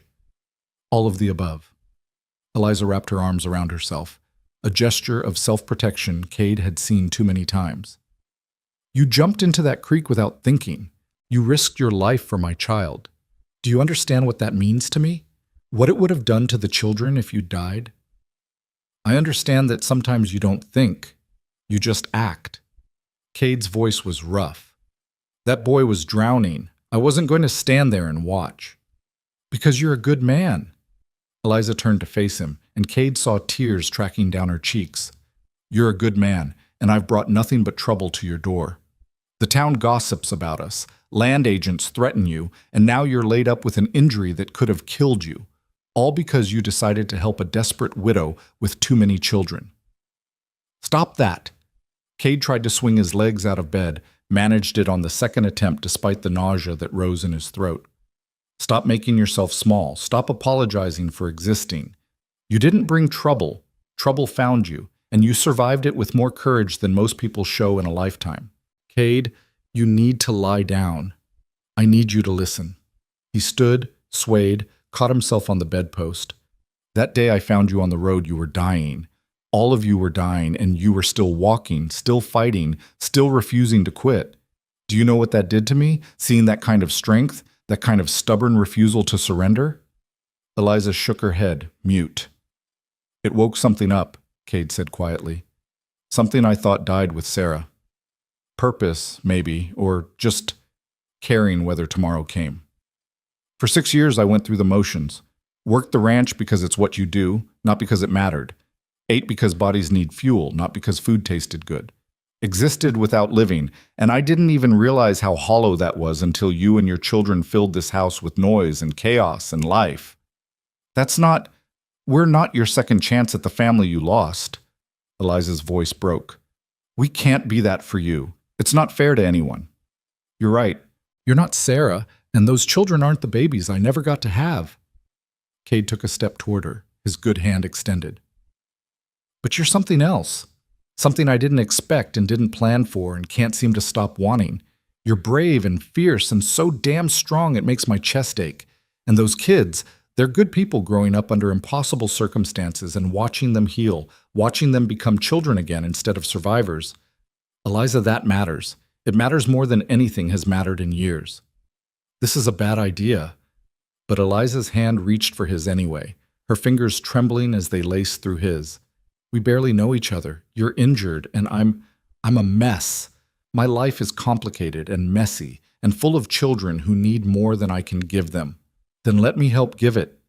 Cade pulled her closer, ignoring the scream from his shoulder. Not as your employer, not as charity, as, he searched for the right word, found only truth, as someone who cares. About you, about them, about this thing we've been building without meaning to. The town will crucify us. Let them try. Dalton and his men will come back, and I'll deal with them. You could lose everything. Everything was already lost. Cade cupped her face with his good hand, his thumb brushing away her tears. You gave it back to me. So whatever comes next, whatever trouble follows, we face it together, if you'll have me. Eliza looked at him with those dark eyes that had seen too much pain, too much loss, and Cade saw the war being fought behind them, fear versus hope, self-protection versus trust, the safe choice of staying detached versus the terrifying possibility of letting someone in. I don't know how, she whispered. After William died, after everything that happened, I don't know how to let myself care again. Don't know how to risk it. Neither do I. Cade's voice was rough with honesty. Sarah's death broke something in me. Trusting that life won't rip away everything I love again. That's not easy. But Eliza, you're already here. Your children are already here. I already care, and pushing you away won't make that hurt less if something goes wrong. It'll just mean I wasted whatever time we had being too scared to take the chance. That's not rational. No. Cade smiled, sad and hopeful in equal measure. It's not. But since when is caring about someone rational? Eliza let out a shaky laugh, then did something that surprised them both. She stepped into his space, rested her forehead against his good shoulder, and let herself be held. Carefully, mindful of his injury, Cade wrapped his arm around her and felt something slot into place in his chest. Something that had been missing so long, he'd forgotten it existed. They stood like that for a long moment, not quite embracing but no longer separate. Two people who'd been broken by loss learning slowly how to fit together. Then a knock on the door made them spring apart like guilty teenagers. Mama? Nora's small voice came through the wood. Is Mr. Mercer awake? We made soup. Eliza wiped her eyes quickly, smoothed her hair, tried to look like she hadn't just been standing in an injured man's arms contemplating impossible things. Yes, sweetheart. Come in. The door opened to reveal not just Nora, but all 9 children, crowded in the doorway like a worried delegation. Daniel held a tray with a bowl of soup and bread. Rebecca had fresh bandages, the twins carried water, and the younger ones just stared at Cade with wide, anxious eyes. We thought you might be hungry, Daniel said, his voice carefully neutral in that way teenagers use when they're pretending not to have feelings. And Mama said your bandages need changing. That's very thoughtful. Cade looked at Eliza, saw her fighting not to laugh at the absurdity of the moment, and felt his own smile tugging at his mouth. Though I'm not sure I need quite so many nurses. We wanted to help. Evan's voice was small, guilty. Since it's my fault you got hurt. It's not your fault, son. Accidents happen. Cade moved back toward the bed, sat down before his legs could betray him. But I appreciate the concern. The children filed in, arranging themselves around the room with the careful choreography of people who'd learned to share small spaces. Daniel set the tray on the bedside table. Rebecca laid out bandages with professional precision, and the younger ones simply settled on the floor like puppies seeking reassurance that the pack was intact. Watching Eliza change his bandages while surrounded by her children, their children, his treacherous mind whispered. Cade felt something settle in his chest. This, he thought, this is what living feels like. Not just existing, not just going through motions, but being part of something messy and complicated and utterly real. Mr. Mercer? Nora's small hand touched his good arm. Are you going to be okay? You're not going to die like Papa did, are you? The fear in her voice made Cade's chest ache. I'm going to be fine, sweetheart. Just need some rest and time to heal. I'm not going anywhere. Promise? Those big eyes demanded truth, not platitudes. I promise. Cade glanced at Eliza, saw her throat work as she swallowed hard. I'm not leaving any of you, not if I can help it. Over the next 3 days, Cade learned what it meant to be cared for by a family. The children rotated through his room in shifts, Daniel bringing ranch reports morning and evening, Rebecca delivering meals with the efficiency of a field hospital nurse, the twins reading to him from Sarah's old books, the younger ones simply sitting quietly and drawing pictures they'd leave on his bedside table. Even baby Ruth made appearances, her small presence a warm weight in his good arm while Eliza tended to chores. It was exhausting and overwhelming and the best thing that had happened to him in 6 years. But the outside world didn't stop just because Cade was confined to bed. On the 4th day after the accident, Daniel came upstairs with his face tight with worry. We've got a problem, he said without preamble. 3 head of cattle missing from the north pasture. Fence was cut, not broken. Cade's stomach dropped. Cut fence meant deliberate theft, and deliberate theft meant Dalton was making good on his threat. How recent? Last night, I'd guess. I only noticed this morning during the count. Daniel's hands clenched into fists. I know what you're thinking, that it's those land agents, but Mama says we should just report it to the sheriff and let the law handle it. Your Mama's right. Cade pushed himself up carefully, testing his shoulder. The pain was less now, more ache than agony. But the sheriff won't do anything. Dalton's boss has half the county in his pocket. So what do we do? Just let them steal from us? We, Cade caught the pronoun, saw Daniel's face flush. From you. I meant from you. No, you didn't. Cade stood slowly, reaching for the shirt Rebecca had laid out. And you're right. It's us now. This ranch, this family, all of it, so we handle it together. You can't ride with that shoulder. I'm not riding anywhere, but I can write letters, call in favors, make it clear that stealing from me isn't worth the trouble. Cade managed to get his good arm through the shirt sleeve, gave up on the other. Help me with this? Daniel moved to assist, his young face serious. Those men killed my father. If they come here, if they try to hurt Mama, or the others, then we'll deal with it. Cade gripped the boy's shoulder with his good hand. But Daniel, listen to me. I know you want revenge. I know you want to make them pay. But that kind of anger will eat you alive if you let it. Trust me, I've been there. How do you let it go? Daniel's voice cracked. How do you just forgive someone for taking everything? You don't forgive. Not really. But you choose not to let their actions define your future. Cade met the boy's eyes directly. Your father's death was a terrible thing, criminal, unjust. But you surviving it, your family surviving it, that's not nothing. You're here, you're alive, you're building something new. Don't let those men take that away by turning you into someone ruled by hate. Daniel was quiet for a long moment. Did your wife's death make you bitter? The question was too perceptive for comfort. Yes, Cade admitted. For years I was hollow and angry and so focused on what I'd lost that I couldn't see anything else. Then your family showed up, and suddenly I had a reason to look forward instead of back. That's what saved me. Not letting go of Sarah, but finding something new worth protecting. Mama, Daniel's voice was thoughtful. You care about Mama. It wasn't a question, but Cade answered anyway. Yes, I care about all of you, but especially her. Does that bother you? No? Daniel's smile was small but genuine. Papa would have wanted Mama to be happy, and you make her less sad than she's been since he died. That's enough for me. Cade felt his throat tighten. Your father raised a good man. He tried. Daniel helped Cade into a sling Rebecca had fashioned from spare cloth.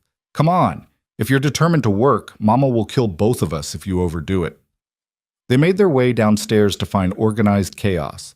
Rebecca had taken over the kitchen, directing the twins in meal preparation while simultaneously managing a crying Ruth and negotiating a dispute between Samuel and Evan about whose turn it was to feed the chickens. Eliza stood in the middle of it all, looking overwhelmed and exhausted and beautiful in her frustration.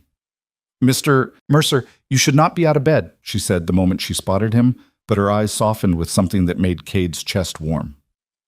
I'm fine. And it's Cade. I think we're past formality. He moved to the table, eased himself into a chair. Daniel tells me we've had some trouble with the cattle. 3 head missing, fence cut deliberately. Eliza's expression hardened. Dalton's work, almost certainly, but without proof. Without proof, it's my word against his, which means we need to make it expensive for him to keep trying. Cade accepted the coffee Rebecca placed before him. I'm going to write to Judge Harrison in Cheyenne. He owes me a favor, and he's got no love for land grabbers. If we can get an investigation started into Dalton's boss, look into all those convenient land seizures, all those homesteaders who mysteriously lost their claims, then maybe we can put enough pressure on them to back off. That could take months. Eliza sat across from him, worry etched in every line of her face. What do we do in the meantime? We keep going. Work the ranch. Protect what's ours. Refuse to be intimidated. Cade reached across the table, took her hand. And we give them no ammunition for their gossip and threats. Which means...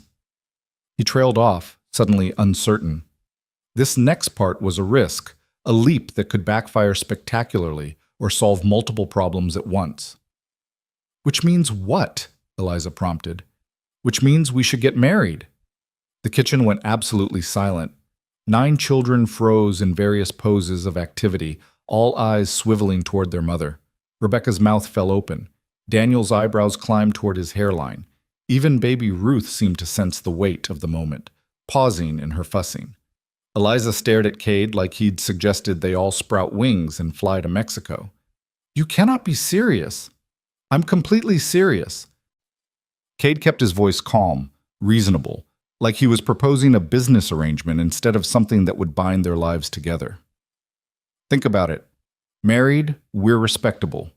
Your reputation is protected, the children are legally under my care, and no one can whisper about improper arrangements. It solves everything.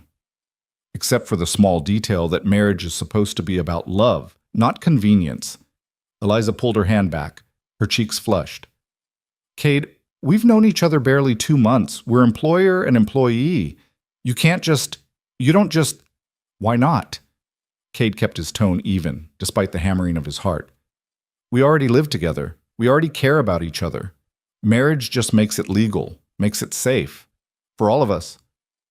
That's the worst proposal I've ever heard, Rebecca said flatly. Even I know you're supposed to at least pretend it's romantic. This isn't a romance. Eliza stood abruptly, her chair scraping. This is survival, and we don't need to complicate it with legal contracts. Mama.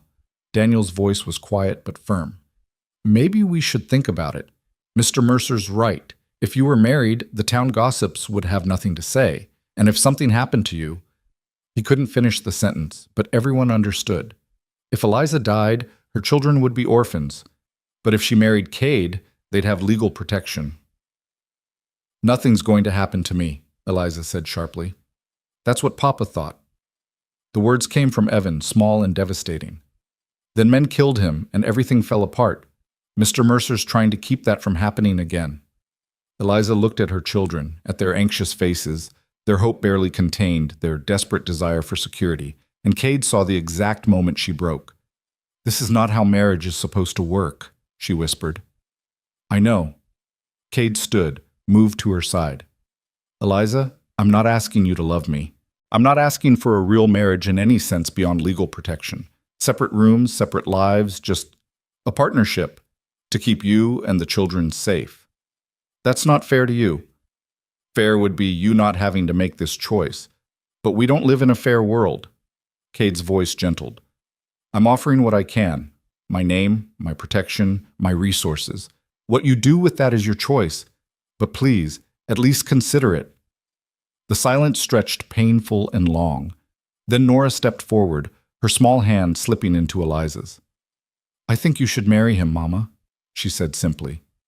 Then he'd be our papa, and we'd be a real family, and nobody could make us leave. Oh, sweetheart, Eliza's voice cracked. It's not that simple. Why not? Nora looked between them with the brutal logic of childhood. You like him. He likes you. He saved Evan. He's nice to us. Why can't he be our papa?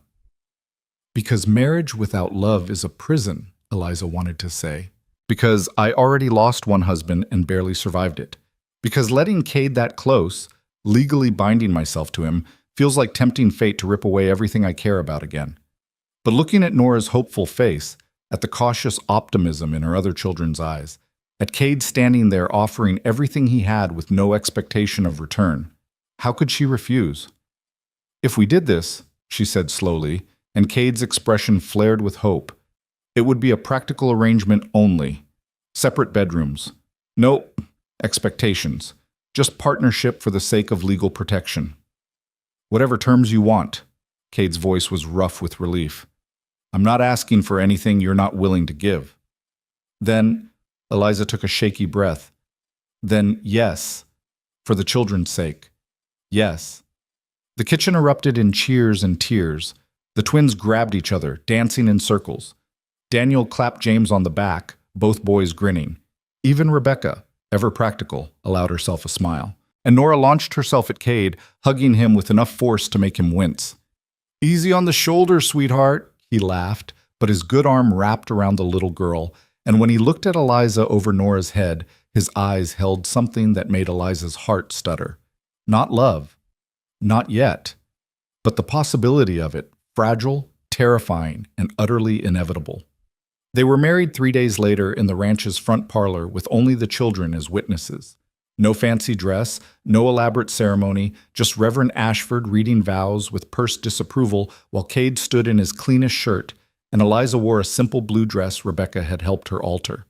The children crowded close, holding hands, and when Cade slipped a simple gold band on Eliza's finger, she felt the weight of it, like a promise and a warning both.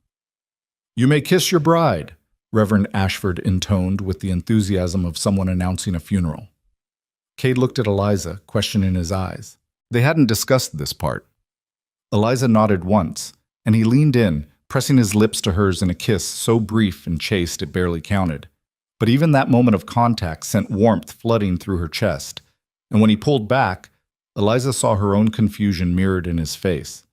This was supposed to be practical, just a legal arrangement, so why did it feel like so much more? The children cheered anyway, and Rebecca produced a cake she'd baked in secret, and for one afternoon they pretended this was a real celebration of love instead of a defensive move against gossip and legal vulnerability. That night, Eliza stood in what was now officially her bedroom. Cade had moved his things to the small guest room despite her protests, and looked at the ring on her finger. Mrs. Cade Mercer. A name that wasn't hers but might become hers, given time and circumstance, and the slow erosion of the walls around her heart. A soft knock interrupted her thoughts. Come in, she called, expecting one of the children. Instead, Cade stood in the doorway, hesitant. Just wanted to make sure you were... That is, if you need anything. I'm fine. Eliza turned to face him. Thank you for today, for all of this. You're welcome, though I think I should be thanking you. You've given me a family again. Cade smiled, sad and hopeful.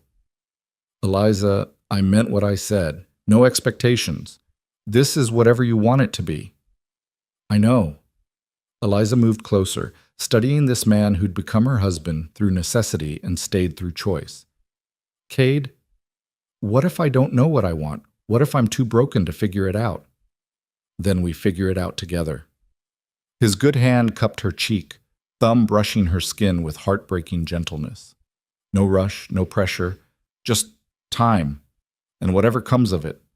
Eliza let herself lean into his touch, just for a moment, allowing herself to imagine what it might be like if this practical arrangement became something real, something chosen, not from desperation, but from genuine feeling.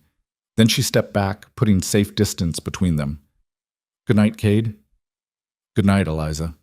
He left, and she listened to his footsteps fade down the hall. Only then did she let herself sink onto the bed, ring glinting in the lamplight, and wonder what she'd just agreed to. Outside the window, the Wyoming night stretched vast and star-filled, full of possibilities that both terrified and tempted her in equal measure. Marriage, Eliza discovered, was strange when it existed only on paper. For 3 weeks after the ceremony, she and Cade moved around each other with careful politeness. Him in his guest room, her in what had been his bedroom, both maintaining the boundaries they had agreed upon, while the children watched with growing confusion. They worked the ranch together, shared meals, discussed household matters with the efficiency of business partners, and retired separately each night to rooms that felt too empty and too full at the same time. The town's reaction to their marriage was exactly what Cade had predicted. Gossip shifted from scandalous cohabitation to hasty weddings, and questions about whether Eliza had trapped him. But the venom had dulled somewhat, replaced by grudging acceptance. Mrs. Mercer was respectable now, even if the circumstances were suspect. The children were legally protected. The arrangement, however unconventional, was proper. It should have felt like victory. Instead, it felt like limbo. Eliza caught herself watching Cade more than she should. The way he moved now that his shoulder was healing, the patience he showed teaching Evan to rope fence posts, the gentle competence with which he handled baby Ruth when she fussed. She noticed how Daniel sought his advice before making decisions, how Rebecca had started calling him Pa without seeming to realize it, how the younger children gravitated toward him like flowers toward sun. And she noticed the way he looked at her when he thought she wasn't watching, something hungry and careful and sad all at once, like a man who'd been offered treasure but forbidden to touch it.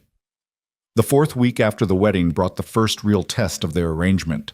Judge Harrison's response arrived by courier, a thick envelope containing not just a letter, but legal documents that made Eliza's hands shake as she read them.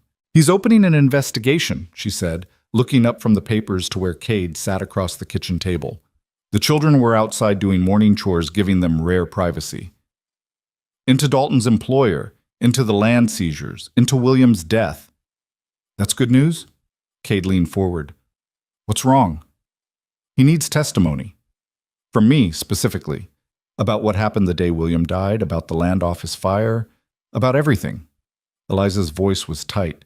"Which means going to Cheyenne, appearing before the territorial court, facing Dalton and his boss directly." "Then we'll go together." "Cade, that's a 3-day journey each way. Someone needs to stay with the children, keep the ranch running. Daniel can handle the ranch for a week. He's been doing most of the work anyway while I was healing." Cade's tone was firm. "And there's no way in hell I'm letting you face those men alone. This isn't your fight. It became my fight the moment I married you."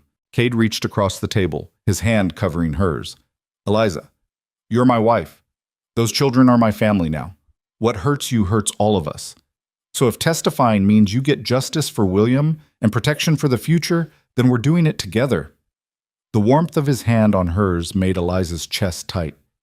"You didn't sign up for this, for endless complications and legal battles, and I signed up for you." Cade's voice was quiet but absolute. "All of you, complications included. So stop trying to protect me from my own choices." Eliza looked at him. This man who'd saved her family, married her out of practical necessity, and somehow become essential to her existence, and felt something crack in her chest. Not breaking, but opening, letting light into spaces that had been dark too long. "Thank you," she whispered. "Always." Cade squeezed her hand gently, then released it before the moment could become too weighted.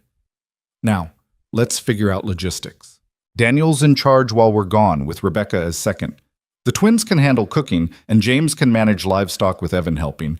I'll write instructions for everything that might come up, and we'll leave enough supplies to last 2 weeks in case we're delayed."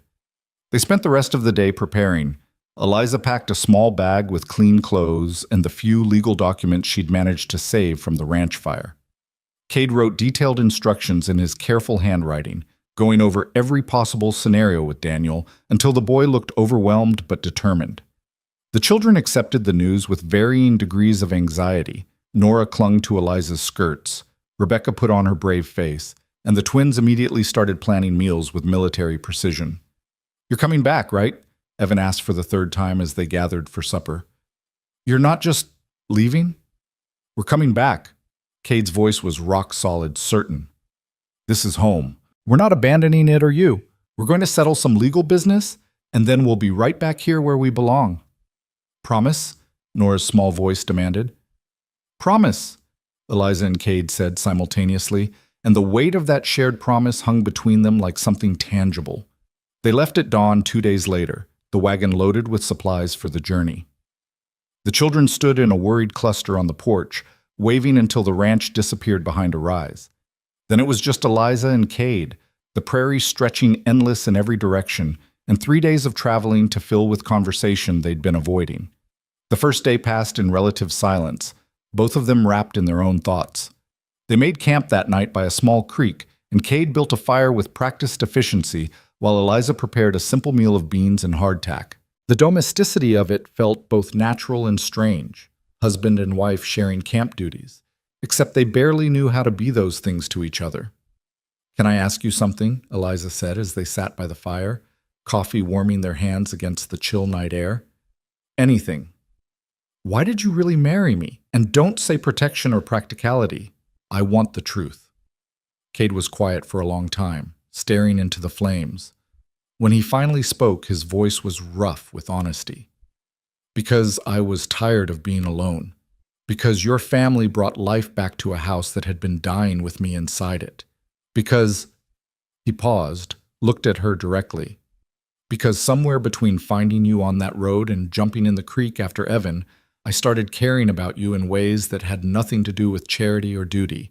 And marrying you, even under false pretenses, felt better than watching you eventually leave." Eliza's breath caught. "That's not fair." "No, it's not. To either of us." Cade's smile was sad. "I know you didn't marry me for love. I know this is just legal protection, just a way to keep your children safe. And I'm fine with that. I swear I am. But you asked for truth. And the truth is that if you ever wanted this to be more than an arrangement of convenience, I wouldn't say no." The confession hung between them, raw and vulnerable. Eliza felt her heart hammering, felt the careful walls she'd built threatening to crumble entirely. "I don't know if I can," she whispered. "After William, after losing everything, I don't know if I have it in me to love someone again. To risk that kind of loss. I'm not asking you to love me." Cade's voice was gentle. "I'm just saying that if you ever wanted to try, I'd be here. No pressure, no expectations, just possibility." Eliza looked at him across the firelight, at his storm-gray eyes and weathered face and the quiet strength that had saved her family, and felt something shift inside her. Not love, not yet, but the recognition that maybe, someday, she could allow herself to fall. "I'll think about it," she said softly. "That's all I'm asking." They finished their coffee in companionable silence, and when they bedded down for the night in separate bedrolls with proper distance between them, Eliza lay awake listening to Cade's breathing and wondering when exactly he'd stopped being just her employer and started being something infinitely more complicated. The second day brought rain, cold, driving sheets that turned the road to mud and forced them to seek shelter in an abandoned homestead. The roof leaked in 3 places, the walls were drafty, and the whole structure looked ready to collapse, but it was better than drowning in the wagon. They huddled by a smoky fire Cade coaxed to life using wood that was only marginally less wet than everything else. Eliza's dress was soaked through, her hair plastered to her head, and she couldn't stop shivering despite the blanket wrapped around her shoulders. "Come here." Cade gestured her closer to the fire. "You're freezing." "I'm fine." But her teeth were chattering, giving lie to the words. "Eliza, don't be stubborn. You'll catch pneumonia." When she didn't move, Cade sighed and came to her instead, wrapping his own dry blanket around both of them and pulling her against his side. "Body heat, purely practical." It should have been awkward, should have felt like a violation of their careful boundaries. Instead, it felt like coming home, his warmth seeping into her cold skin, his arms solid around her shoulders, his heartbeat steady beneath her ear when she finally gave up and leaned into him fully. "This doesn't change anything," she said, but the protest was weak. "Of course not." Cade's voice held amusement. "Purely survival measures. Sarah would have approved. She was always practical about these things."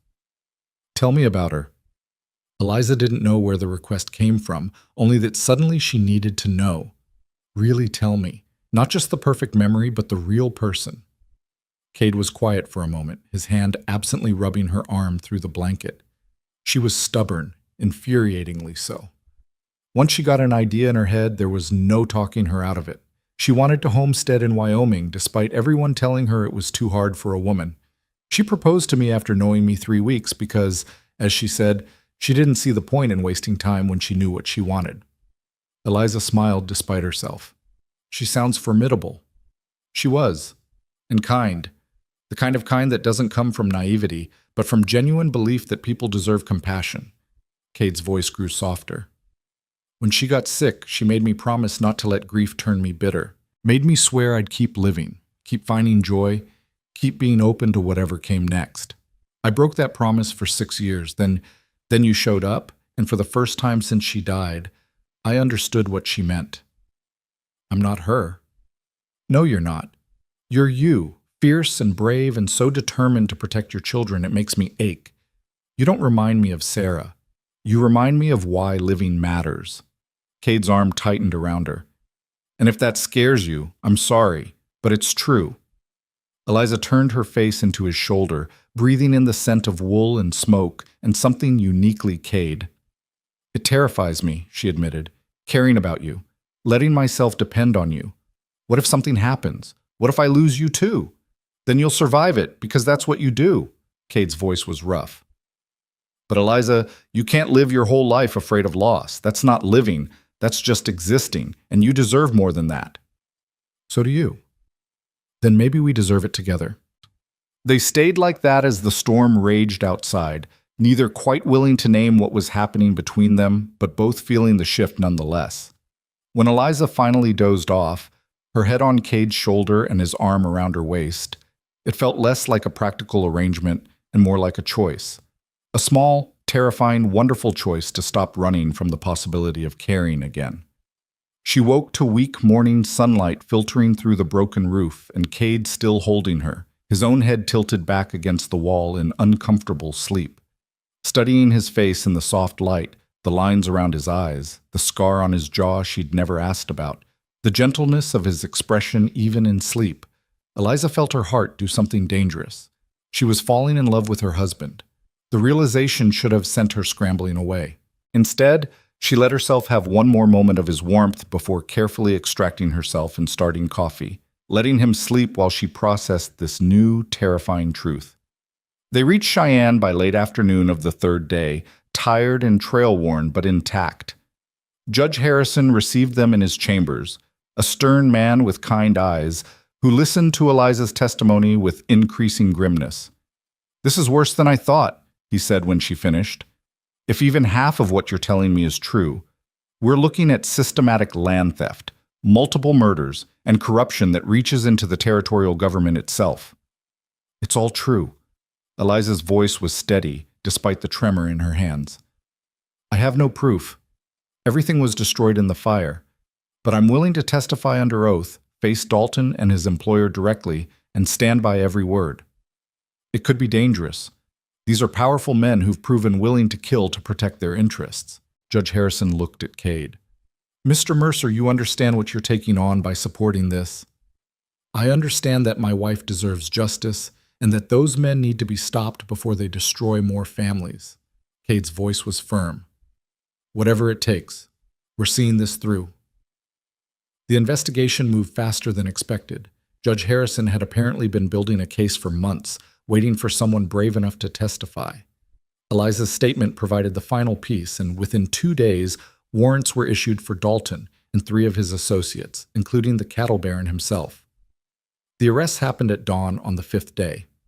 Eliza and Cade weren't there. The judge had insisted they stay safely away, but they heard about it secondhand. Dalton had tried to run. His employer had tried to buy his way out.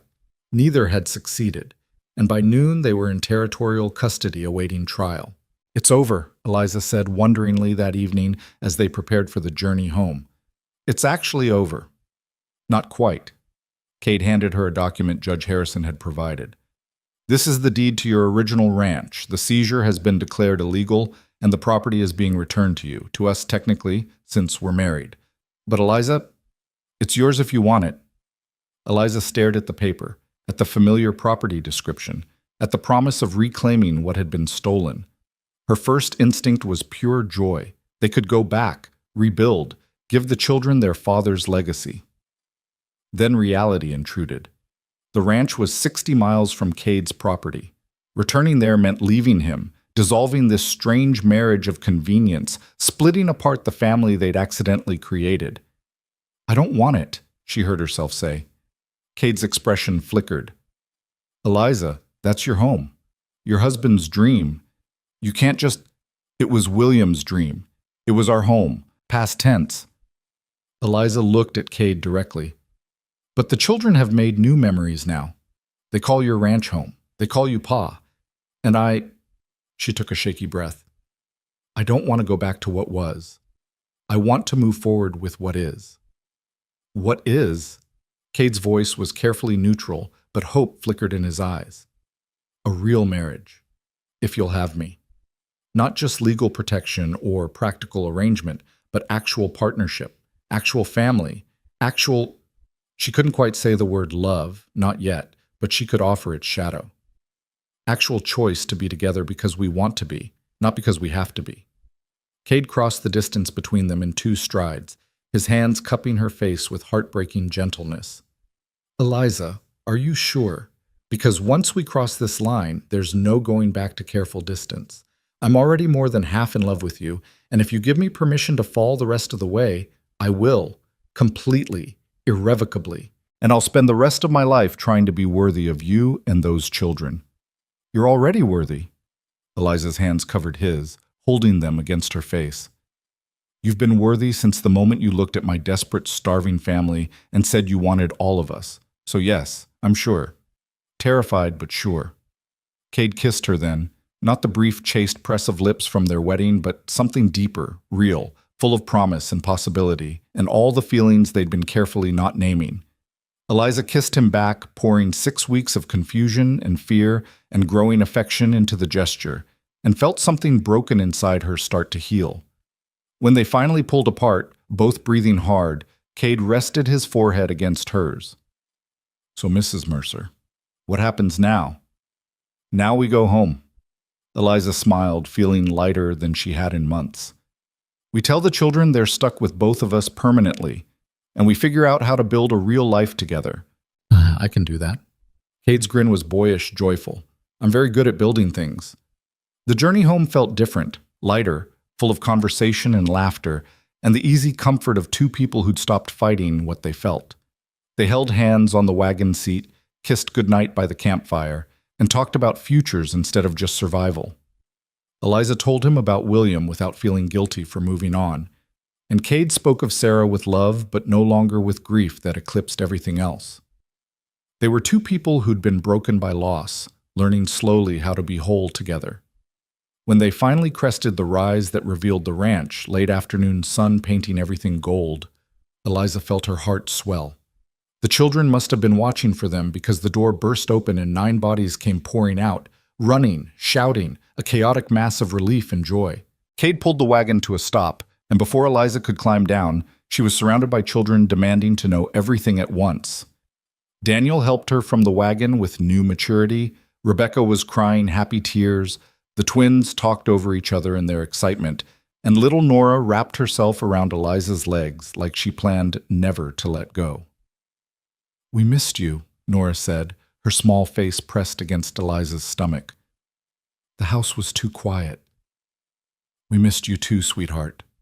Eliza looked over the children's heads to where Cade stood, Evan on his shoulders and Timothy clinging to his leg, and felt something settle permanently in her chest.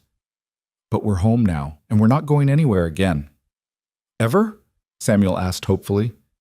Ever, Cade confirmed, reaching out one hand to Eliza. She took it, let him pull her close so they stood together facing their children. In fact, your mama and I have something to tell you. We've decided that this marriage is going to be a real one, which means I'm not just Mr. Mercer anymore. I'm your father now, if you'll have me. For real, forever, not just on paper. The silence lasted approximately 3 seconds before chaos erupted. Happy chaos this time, children cheering and crying and talking all at once, the twins dancing in circles, Daniel clapping James on the back with brotherly joy, and Nora launching herself at Cade with enough force to nearly knock him over. "Does this mean you love Mama?" Rebecca asked with teenage directness. "Yes," Cade said simply, looking at Eliza. "Very much." "And Mama, do you love Pa?" Evan asked, using the name that had become natural over weeks. Eliza looked at Cade, at this good man who'd saved her family and somehow saved her too, and let herself say the words she'd been too afraid to speak. "Yes, I love him very much." The children erupted again, and this time when Cade pulled Eliza close and kissed her thoroughly in front of their entire audience, nobody pretended it was just practical.